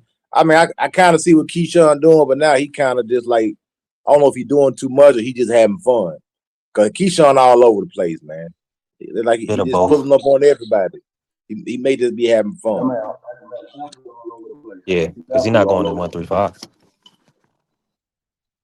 This man, I don't see him actually making a fight at 40. You saying you want Devin Haney or whatever. Well, if you can't get that fight right now, why you're not fighting somebody else at 47? Why you expecting to get the champion when you're not a champion right now? You're an interim title holder, but you expect to get a fight with Devin Haney right now. Now, if Devin give it to you, so be it. That's Devin's prerogative. But I don't expect you to be able to get that fight just because you say you want that fight with Devin Haney. You're not fighting nobody at 47. In that case, anybody can do it, and they deserve to fight. I was like, nah, I didn't hear this man call out not a single champion at 140. I know he's not gonna fight Shakur, so you're the WBO interim title holder at 40. Shakur is the WBO champion. You're not fighting Shakur. Why not call out Antoine? Why not call out Dalton Smith? Why not call out Africa? Why you ain't calling out one of those guys? Yeah, I think Africa. I think he done at 140, man. I think Africa finished at 140. Yeah, I would hope so, Coach. I talked about it. Yeah, I I definitely. want Keyshawn to put Teofimo out of business, man. Go ahead and put him out of business. I know Shakur already beat him up, but you go on out there and just go ahead and knock him out. Go and put him out of commission, man. But see, that's not even a fight that we know Tio's not gonna take that fight right now, coach. The only person I can see at 147 is in a position that would fight Keyshawn Davis is Brian Norman Jr. I know See, for a fact I'm Brian Norman Jr. take that fight. And see that's the that's a fight Keyshawn could do to get maybe like an interim and then fight Devin after that. So that's what Keyshawn is going. I think that's the best route for to chase down Devin. that's another reason why I don't respect Keyshawn right now with all this call out because he was saying he want the Tio fight. When you was the WBO champion at 135, you could have fought Tio right away. Instead of you losing your belt on the scale, you could have just said, okay, I'm the champion. Let me move up and fight Tio. Let me move up, fight Tio for the title. That's the fight that I really want. I want Tio. Keyshawn did call out Tio, but Shakur kind of jumped in front of that fight. And because now Shakur is even talking about going back down to 135. So it's interesting. So neither one of these guys Shakur may occupy both weight classes. People keep saying that, which is fine. I don't see anybody that should move him off his title with 140. But if you're gonna occupy both weight, we need unifications. Let me ask you this, Coach. What's your thoughts on Shakur going down to fight Raymond Mortaia for at 135? Do you like that fight? He's a champion, so I don't see anything wrong with it. I mean, he just beat didn't he just beat my man Andy Cruz? Yeah, yeah. Now, He now edged the decision if by he like the seven full five. champion or he a regular champion? They got so many belts, I get it confused, man. Yeah, he's a full IBF champion at 135. I He mean, won yeah, an that's what I'm interim. saying. He won an interim versus Yeah, Zaira Belayev, and it was elevated. anything other than chasing undisputed will be uncivilized. As far if you Shakur, if you really want to solidify yourself, if you want to follow in your big brother's footpath, shoes, Bud Crawford, you need to be doing the thing that Bud Crawford was doing, and that was unifying divisions, cleaning out the division, whether it was fighting one person or getting them all at one time, or going through and just knocking off each champion. And right now, Shakur's in the position to do that, to go fight each champion and collect those belts. Now, if you're going to campaign between two divisions, I think you should be fighting all champions if that's what you want to do. But he's a young guy. He might fight a champion, then have, a mediocre touch, then fight another champion and have a mediocre touch, which is not out of the norm, because a lot of times you can't get all the champions because they may have other obligations. They may have be lined up to fight somebody else. So you can't get all the guys that you want unless you got so much money that you make them guys an offer they can't refuse, and you paying them other guys step aside money so you can get that opportunity. Now I don't know if Eddie Hearn is willing to put that type of money into these fighters, because he's saying like right now these fighters really are not loyal to promoters, and I can say the promoters have not been loyal to the fighters either, because you lose a couple fights, the promoter will drop you. So I think the relationship between promoters and fighters now is real fragile, and these promoters are really watching, and they're not trusting these fighters like they used to back in the day when they had all the chips in their hands. They seen that the fighters now have a little bit more leverage than they had in the past. So I can't see Eddie Hearn really sinking a lot of money into Shakur if he can't get his money back. Because at the end of the day, that's what it's all about. Whatever money I put into you, can I get that money back? If I can't get that money back, I'm not gonna put it into you. You know what I mean? Nah, absolutely. Absolutely. And shout out to everybody in the building.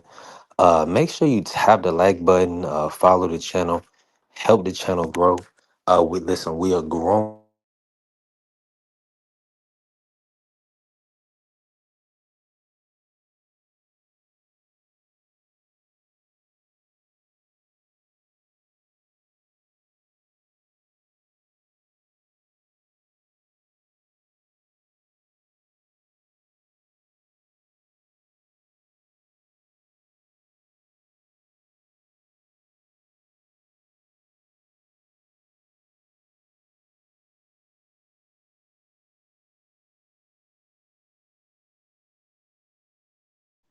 Oh, Hold on, my apologies. You can hear me, Coach? Yeah, yeah, you I can back hear in you. business, man. Oh, okay. All right. Once listen, join hey, listen, everybody that's joining membership, I appreciate you. Join the membership. I'm gonna drop the link for you so you can come in, get my phone number. I'm dropping the link in a members only chat right now. I'm also gonna put it on the members Discord. So that way, so I do have a Discord I'm setting up. It's gonna be called Universal Business Group. And this is just a network that I'm putting together, just of business professionals, people and my members and business professionals. We can kind of gather together. You can have other people in different fields. I'm meeting a lot of women on TikTok, a lot of beautiful women on TikTok. So we doing some good things. I need people around me that kind of see the vision uh, and understand where we at right now. This is grassroots. So anything we do now is has to be value add, time value add, even the relationships that we building, just as far as a platform, right? So if you around, if you coming around, if you kicking it, if you on a platform, you need to be a member. You need to be showing that you're gonna support and move forward with us. And if you can't join the membership some way, you in another country, bless the PayPal, bless the Zelle, do something make sure that we locked in because we've been growing. We about to touch a year April 15th. So B3, me, Brad, we got to get to the money. um we have to. It's mandatory.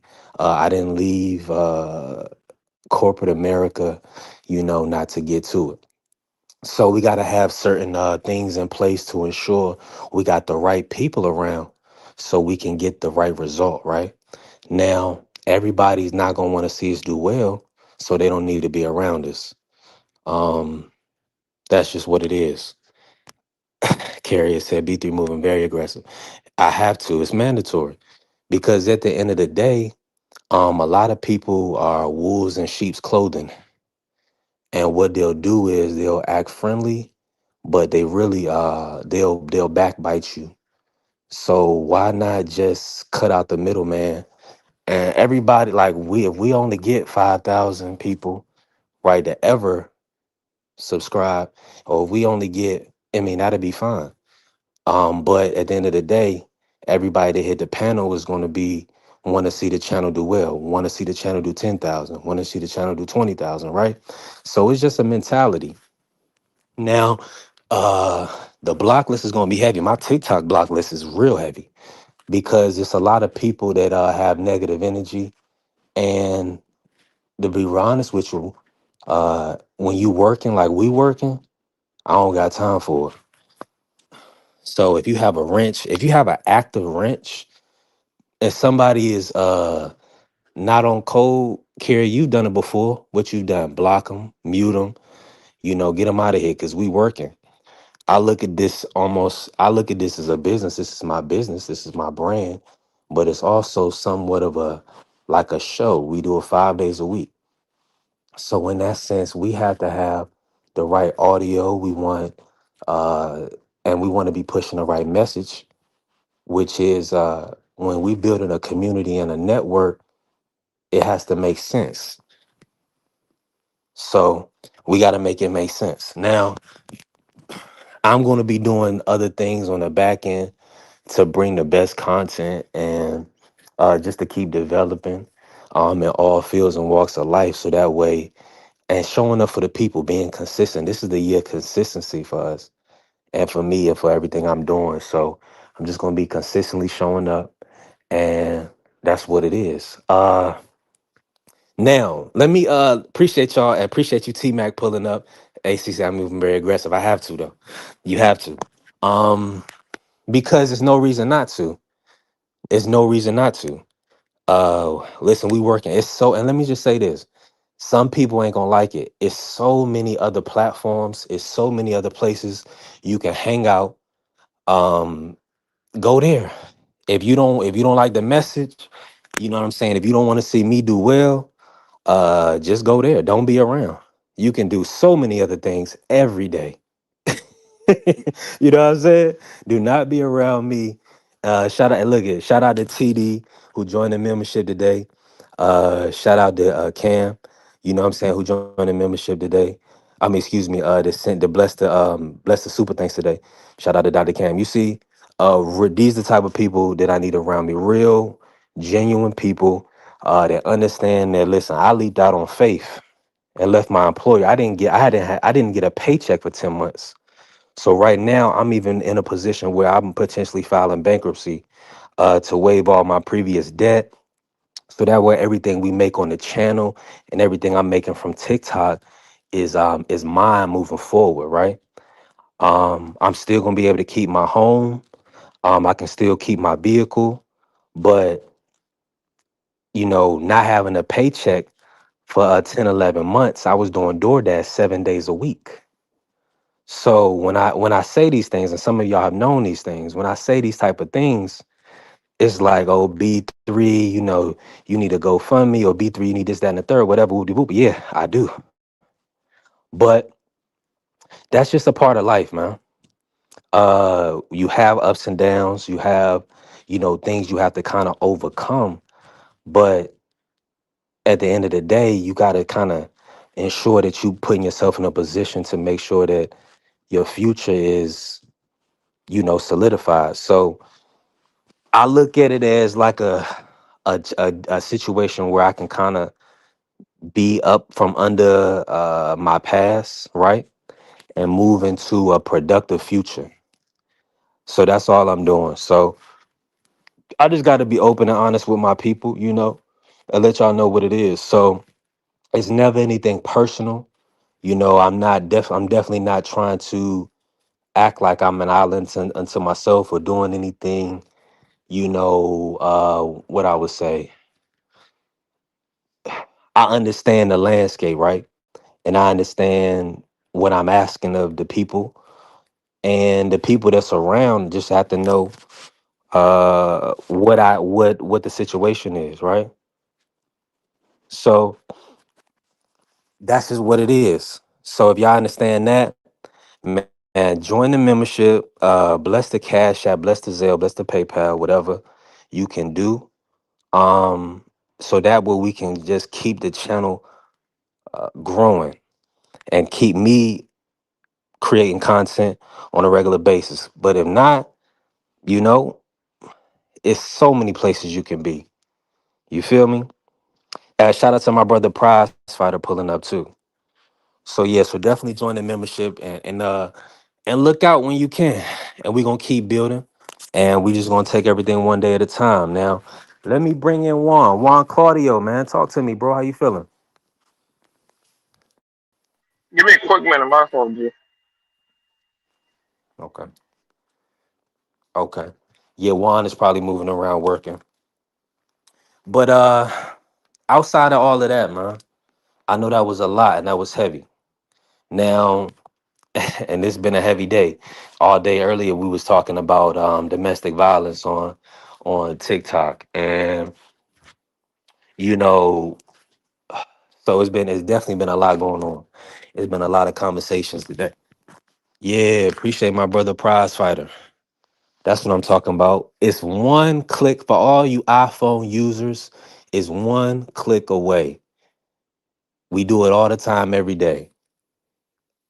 You know what I'm saying? Now, I wanted it to be 5 as the lowest. TikTok had to get their cut. They made it 7. So if you can do it, please do it. I appreciate it. Hey, listen, you have not because you ask not. You gotta be real with yourself. You feel me? So I appreciate my brother Prize, man, making sure the channel is growing. And helping push forward. Hold on, let me.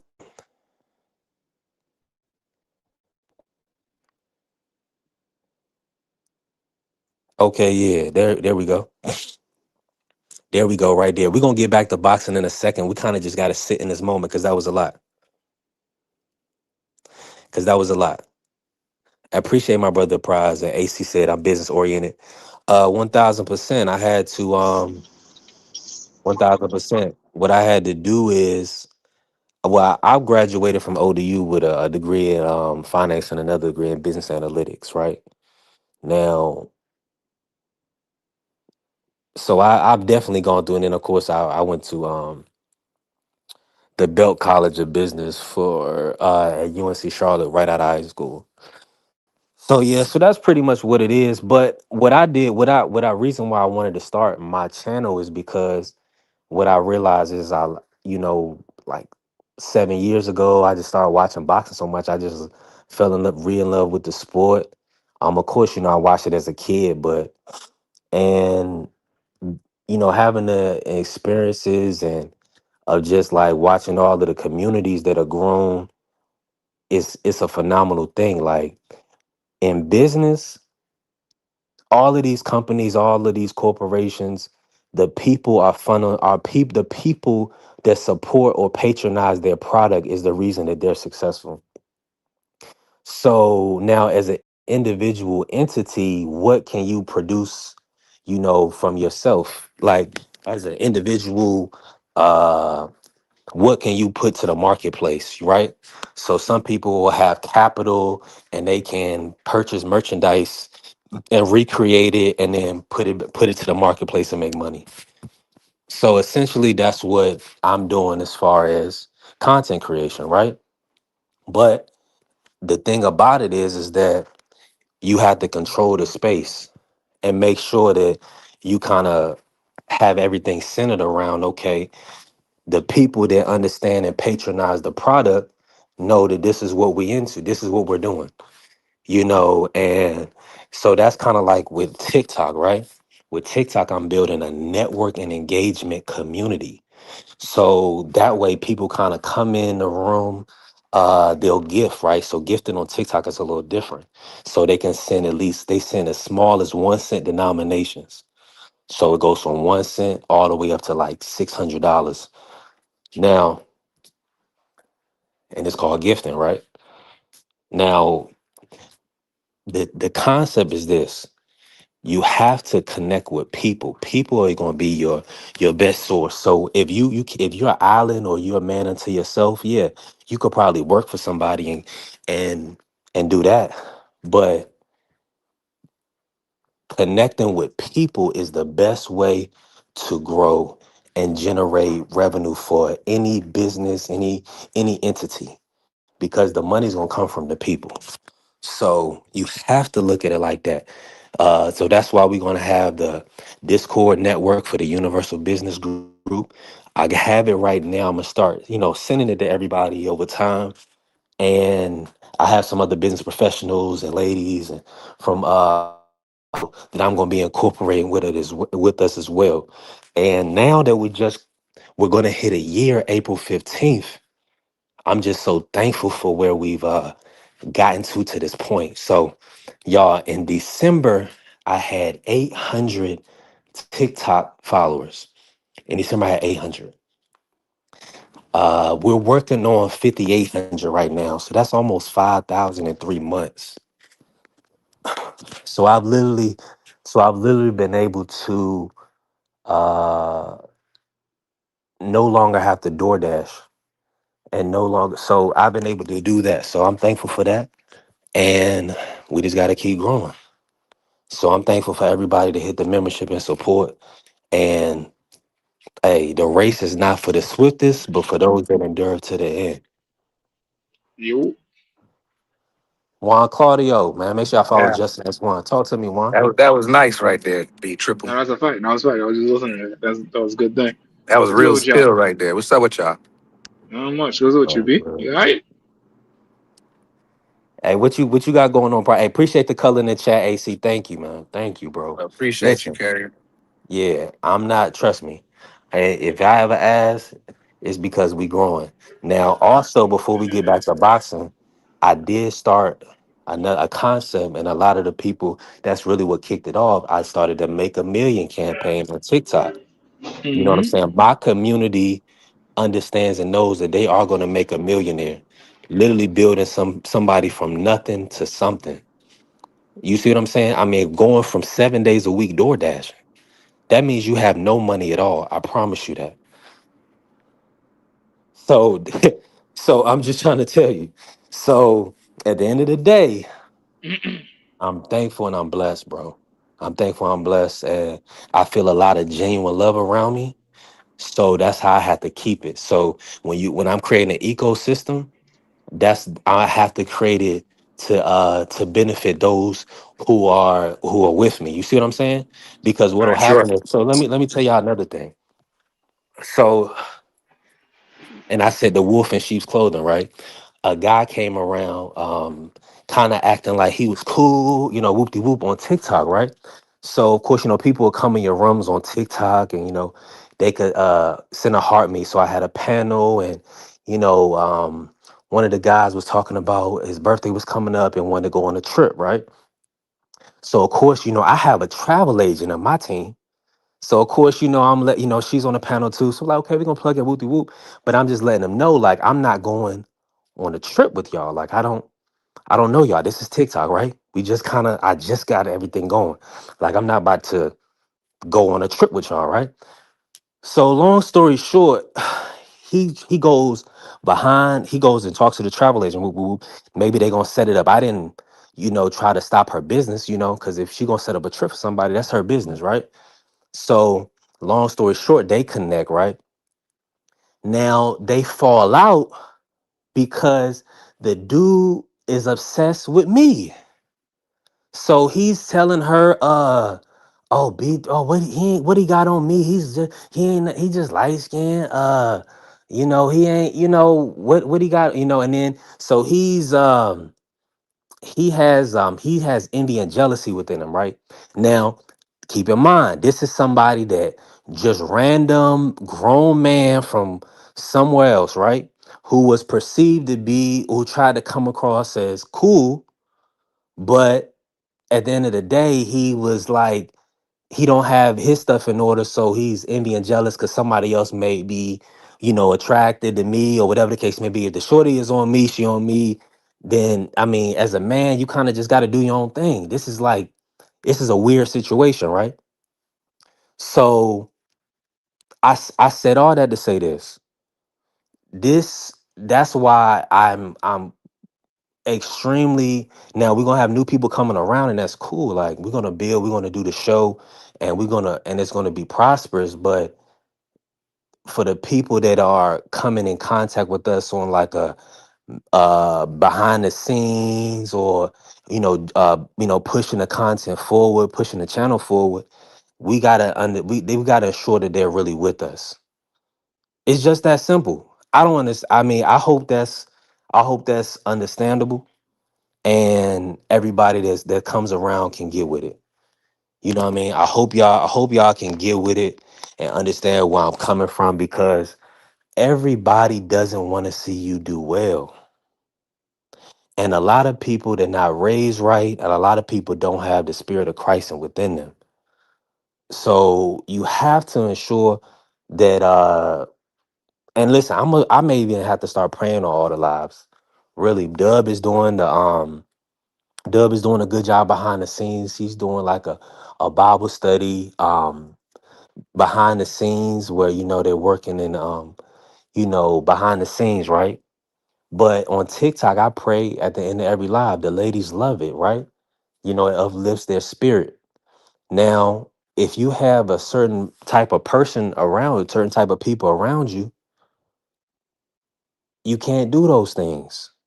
So I'm gonna say that. So that's why I want to get back to boxing. I want the fellas to cook on that. But yeah, everybody don't want to see you do well. So I mean, when you building something, and this is grassroots, so that's why I'm implementing stuff now, y'all, is because we only at, well, I got 5,800 on TikTok, about another 500 maybe on IG, and we got another, almost 600 on YT, right?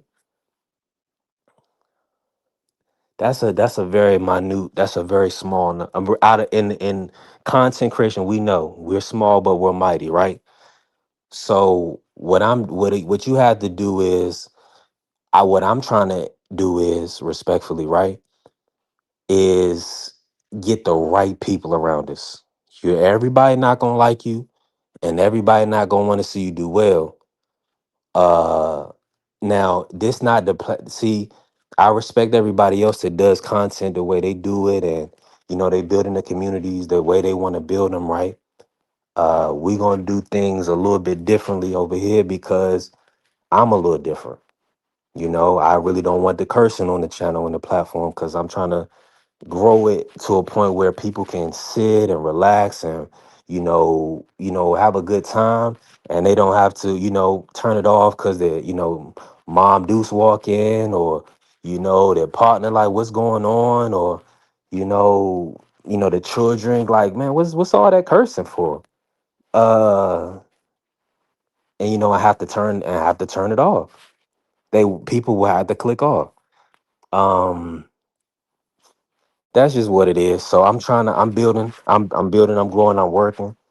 Y'all know this is a grind, so I'm thankful for everybody that's staying locked in and super supportive, man. Even AC with the color in the chat, $2. Hey, listen, that's a big deal. When somebody blesses you and sows a seed into your life, that's a big deal. You cannot take that for granted. So, man, I'm extremely thankful. I'm working on a podcast kind of setup. I done made a purchase to get like I'm gonna do the back wall in my spot. So it's like my sunroom area. It's not gonna be perfect and ideal, but it's for this season. So I'm gonna show y'all when the time is right. But I definitely bought the equipment and some of the stuff. So we're gonna get it all squared away, and we're gonna keep building. Yeah, left hand Manny, what's happening? That's my guy Southpaw, man. Appreciate you, bro. Appreciate you pulling up. Salute, family. Hey, all right, who in the building with me? Y'all talk to me, man. You know, Let me. I'm proud of you, B3. I watch you build, bro. I support your grind. You already know we have personal conversations, Yeah, and you already know if it's that serious, just hit me. And if I right. got Come it, you on, bro. got it. If I don't got it, I'm gonna tell you I ain't got it. Liquid. You know what I mean? But if Right. like $6.99 or whatever it is, $20 chat, super chat here, whatever. That's nothing to me because it's a big it's going to a greater cause. How you know that man? This man like he might be a walking millionaire in a couple of years. He gonna remember, my man Prize or this one or that one. You know what I mean? So you gotta watch. And when you connect with like energies, when y'all energies collide, man, you can do great things together. Especially if somebody, like he said, cats don't be wanting people to win. Like I want you to win. Like a lot of my brothers, they know how I get down. They know I want them to win. Or I wouldn't support them. I would just show up and talk ish in their chat. At least do something like monthly, $10, $5 a day, whatever you can. It all goes to a good cause.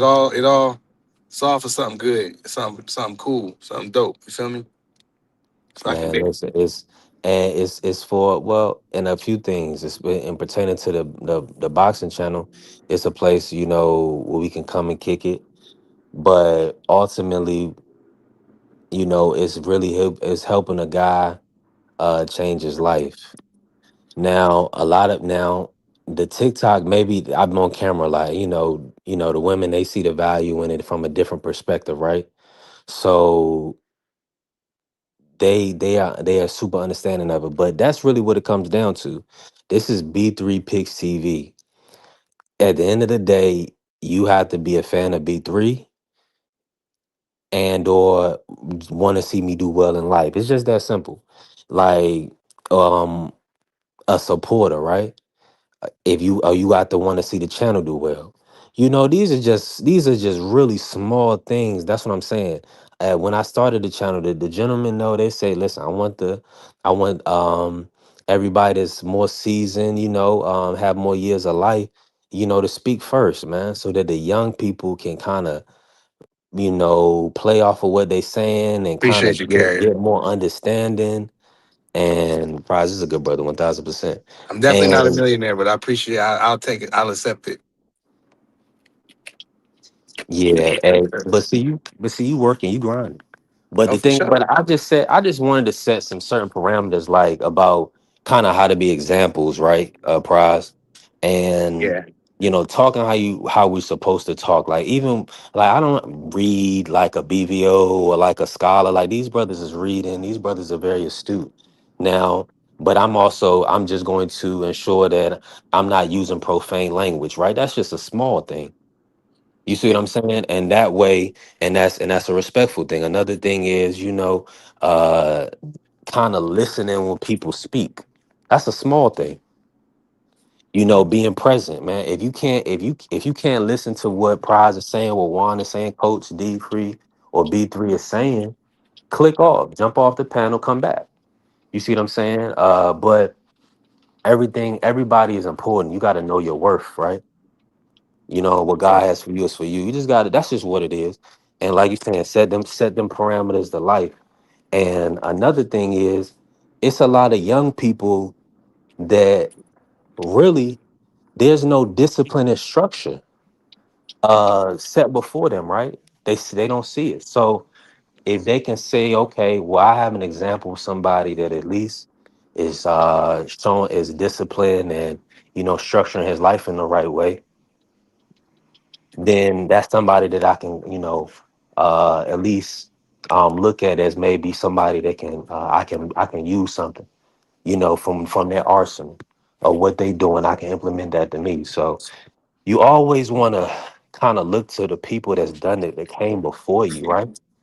Because that's how you gauge the pitfalls, and you don't have to make every mistake. You gonna make some, right?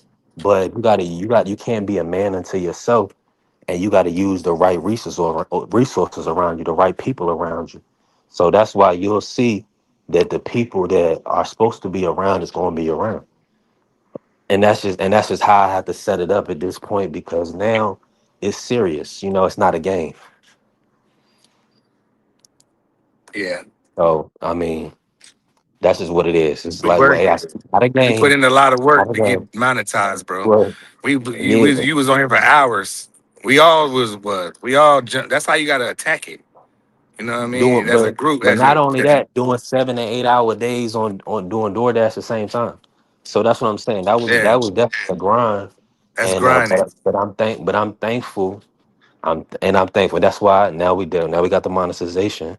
It's been 3 weeks now, so we just got to kind of keep pushing forward in the right way. Yeah, And what and look, aggressive. What like Carrier said, he aggressive, but Marky got that aggressively drop, like the African drop. I need that aggressively. he Marky said, got my he guy. said, jump into it. We ain't seen Marky on the platform in a while. Shout out to my brother Mark. Mark know that I don't want, for lack of a better term, a whole lot of monkey business on the show. Yeah, Respectfully. And I say that respectfully, right? When I say that, I'm saying uh communication is detrimental to growth. I don't want that on the show. We got too many yes, astute. We have too many astute minds. We have too many educated individuals, um, people with so much life and so much to give, to clown around. I'm. This is the environment I want to say is just one that's respectful and professional and honorable. People can come in and just get their spot off. Now, if your speech is not the best, like I'm not going to be on top of you. People come and cook on the panel and they might say the shit, or they might say damn or something like that. Now, that is like, you understand but you understand the platform. So it's probably not going to happen that much, because members going to know what we're trying to do. They're going to try to push us to that goal. yeah, On the Make a Man campaign, like Price said, he want to walk around and see B3 that made some money. You know what I'm yeah, saying? They can actually start a family. A brother can't even start a family. I don't even want to start a family. yeah, You know what I'm saying? So help a brother at least do that. Can yeah. you? Is that I something got you, you Doug. can? You And already that's know what something it that y'all is. can believe in. So I'm a brother trying to do it the right way, walking with my back straight, right? It's people out here doing sick stuff for money. Sick stuff. And I'm just here trying to build a network in the community the right way, God's way, And y'all know what I'm into. I had the shorties on here at the start of the show. Everybody can go back. We had the baddies on, but I had to make some adjustments. I had to, realize that that wasn't the way. I showed my mother, she was like, "Oh, so you objectifying women." No. Now hold on. Only thing I'm gonna say is this. Everybody has a difference of opinion, right? Now, all I have to do is say, okay, what is our brand gonna be on B3 Picks TV? So it's not about what's right or what's wrong. It's just about what we gonna do in here, you know. So we want people from all walks of life to be able to come in here and have a good show, have a good time. We don't want people feeling any type of poor energy, right?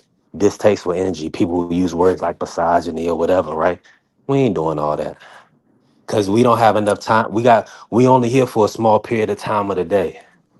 The rest of the day we got real things to do, bills to pay, people to cook for, stuff like that.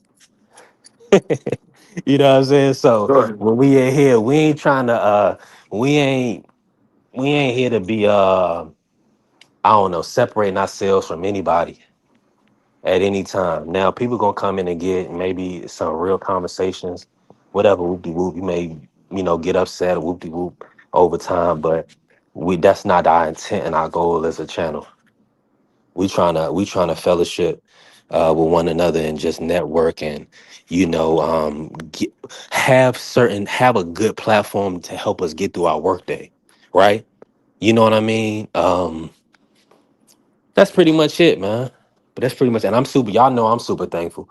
I'm super thankful and blessed everybody that showed up and helped us put those watch hours in. That was fire. That was extremely fire. So I'm thankful for that. And we're gonna keep building. We working. Yeah, man. I know, Dank. Yeah. Ma, I showed her, I was like, "Ma, what you think about this?" She was like, "Dang, like, but I mean, you know, we're gonna do some different things, dang, over time. I like it's some things we gonna do, but we're gonna have to have our own models, right?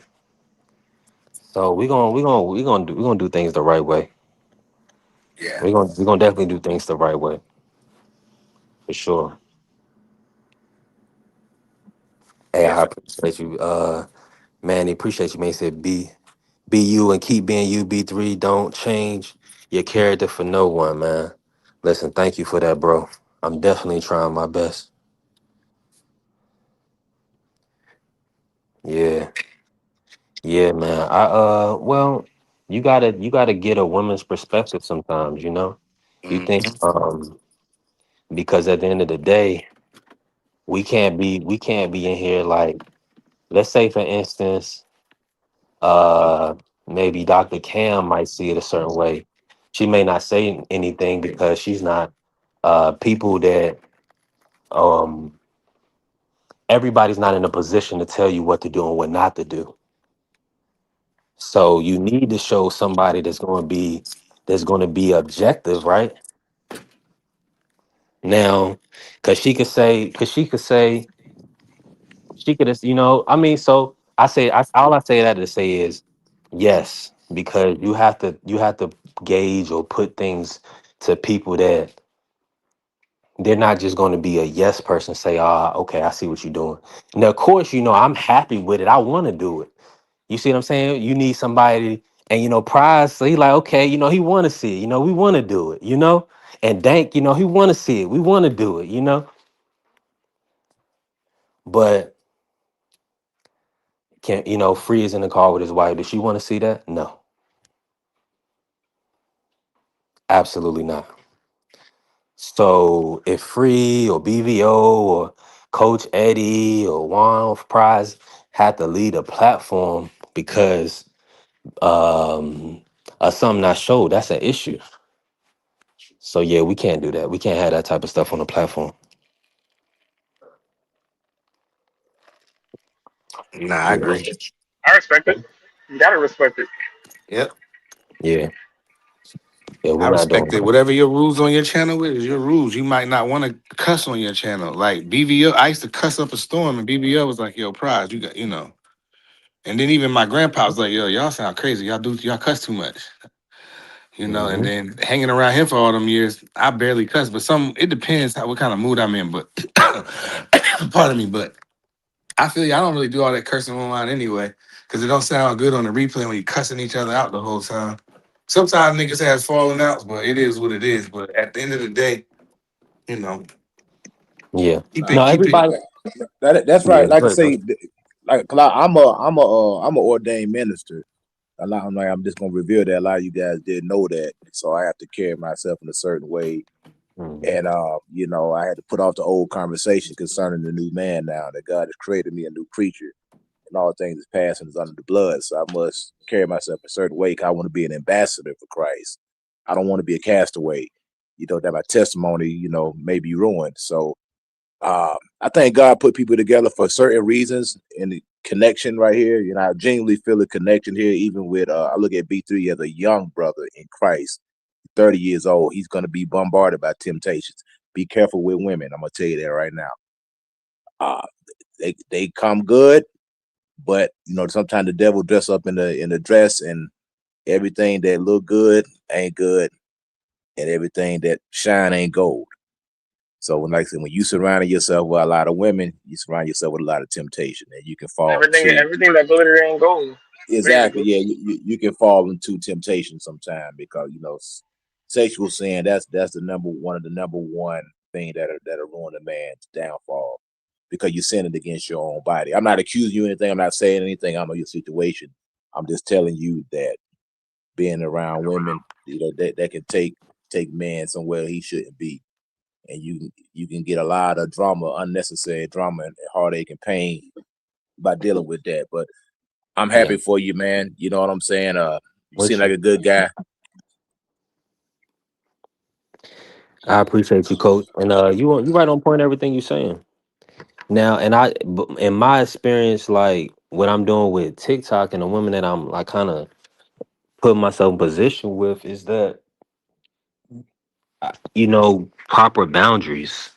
Like, so I'm with you 1,000%, Coach. You said everything you're saying is correct.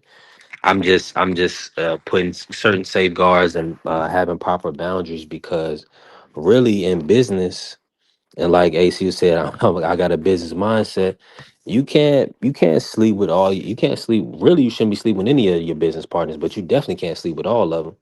So I have a lot of people around me that kind of genuinely want to see me do well, and they understand that having a relationship with me is not going to be like that. Everybody's not going to be able to do that.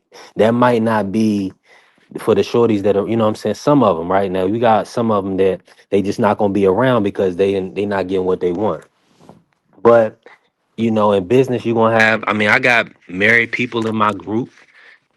So because they know I carry myself respectfully, women can be around me that's married in a business sense, in a business setting. You see what I'm saying? So I'm extremely thankful for my mentality because I'm not gonna do anything or even say anything that's gonna put me in a position where I can go to New York or Atlanta or you know what I mean? I'm about to go everywhere.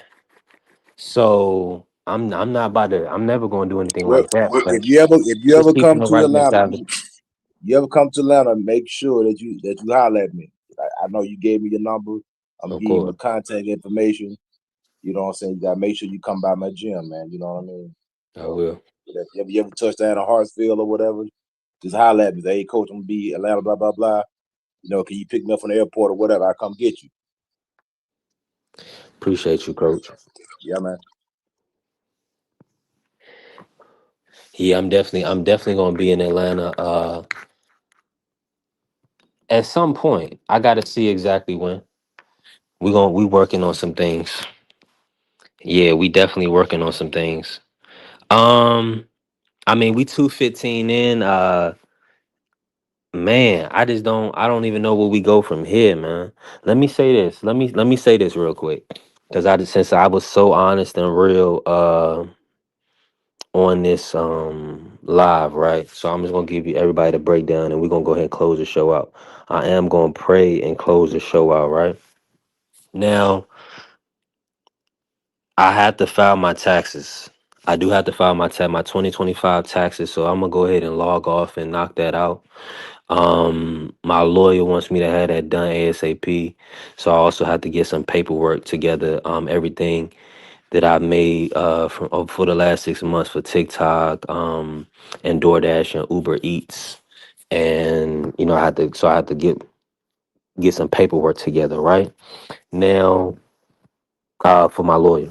Now, with that being said, I had a lot going on last year, and everything is working out well now. Though everything is working out well, and I'm thankful that I do have an avenue to build off of, right? So I'm blessed by God and I'm super appreciative.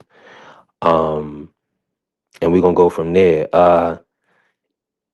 Let me pray, and we're gonna get last words, man. And I'm just thankful. Cause this is a quaint, that's why I say I love our environment right now, because it's quaint, which means we small in numbers, but we mighty. And when two or more together together in prayer, we can, break strongholds and we can build and we can prosper, right? And so I'm extremely thankful for everybody now. Um, Heavenly Father, thank you for your grace, your love, your mercy. Thank you for blessing us to see another day and breathing life into us, gathering us together to fellowship with one another. I just ask that you uplift everybody in their own lives and own searches, situations, their families. Bless them, Lord, that your will be done. And we just ask that you continue to grow and prosper the channel and just help us to continue to build a community and fellowship with one another. In Jesus' name, amen. Amen. Amen, brother. Amen. Amen, brother. Amen. So, uh, final word, anybody, let's, final thoughts. Anybody got anything before we close out? And then we will be back tomorrow. We'll be back. I'm going to do that, handle that tax business. And then we'll be back Thursday, Friday, of course. Yeah, I just want to just add to what you just said. Just tell every man to seek the Lord when he may be found. And our God is faithful and just to forgive us of all our sins, and he will abundantly pardon us. Anything that we done, any transgressions that we have done against him. I just want to lead the show with that. Y'all brothers stay blessed, man. I'll be praying for you. Pray my Amen. strength in the Lord too. Peace. Peace, brothers. Appreciate you, Coach. Appreciate you, Prize. One, You hey, already listen, know what it is, Brody. appreciate you, Prize. Listen, thank everybody in the chat, man. Everybody that blessed us today. Listen, we done had color in the chat every live. Let's go. That means y'all helping us grow. Y'all want to see us do well. Shout out to Dr. Cam. Shout out to TD and Prize locking in the membership today. Shout out to AC in the super chat. I appreciate you, bro. Listen, we got a lot of members now. So now I'm gonna be honest. We're gonna do the April's first raffle. And since we got two new members today, instead of 40, we're gonna do $50. So we're gonna do $50 on the April 1st raffle for our YouTube members. That's just a way to give back, a way to give thanks. I want to give back something. And I know we're just getting started, right? But I do want to start giving back immediately. So that way, we can kind of continue to build momentum, and then we'll have different giveaways. God willing, in the future, we'll have our merch and different things. So, just I appreciate y'all support. And shout out to the Sports on Network. Shout out to my brother BVO, a great brother with a great vision. Also shout out to my brother TD Sports Talk and Dub CDK, Crush the Legend. My brother Juan Prize, Marky Dan. Listen, everybody that I'm connected to, man, I appreciate y'all, man. I appreciate you know who you are. Everybody that's kind of sold into me on this journey. The grind don't stop. We working. We definitely working. And I'm gone. Love. I need money.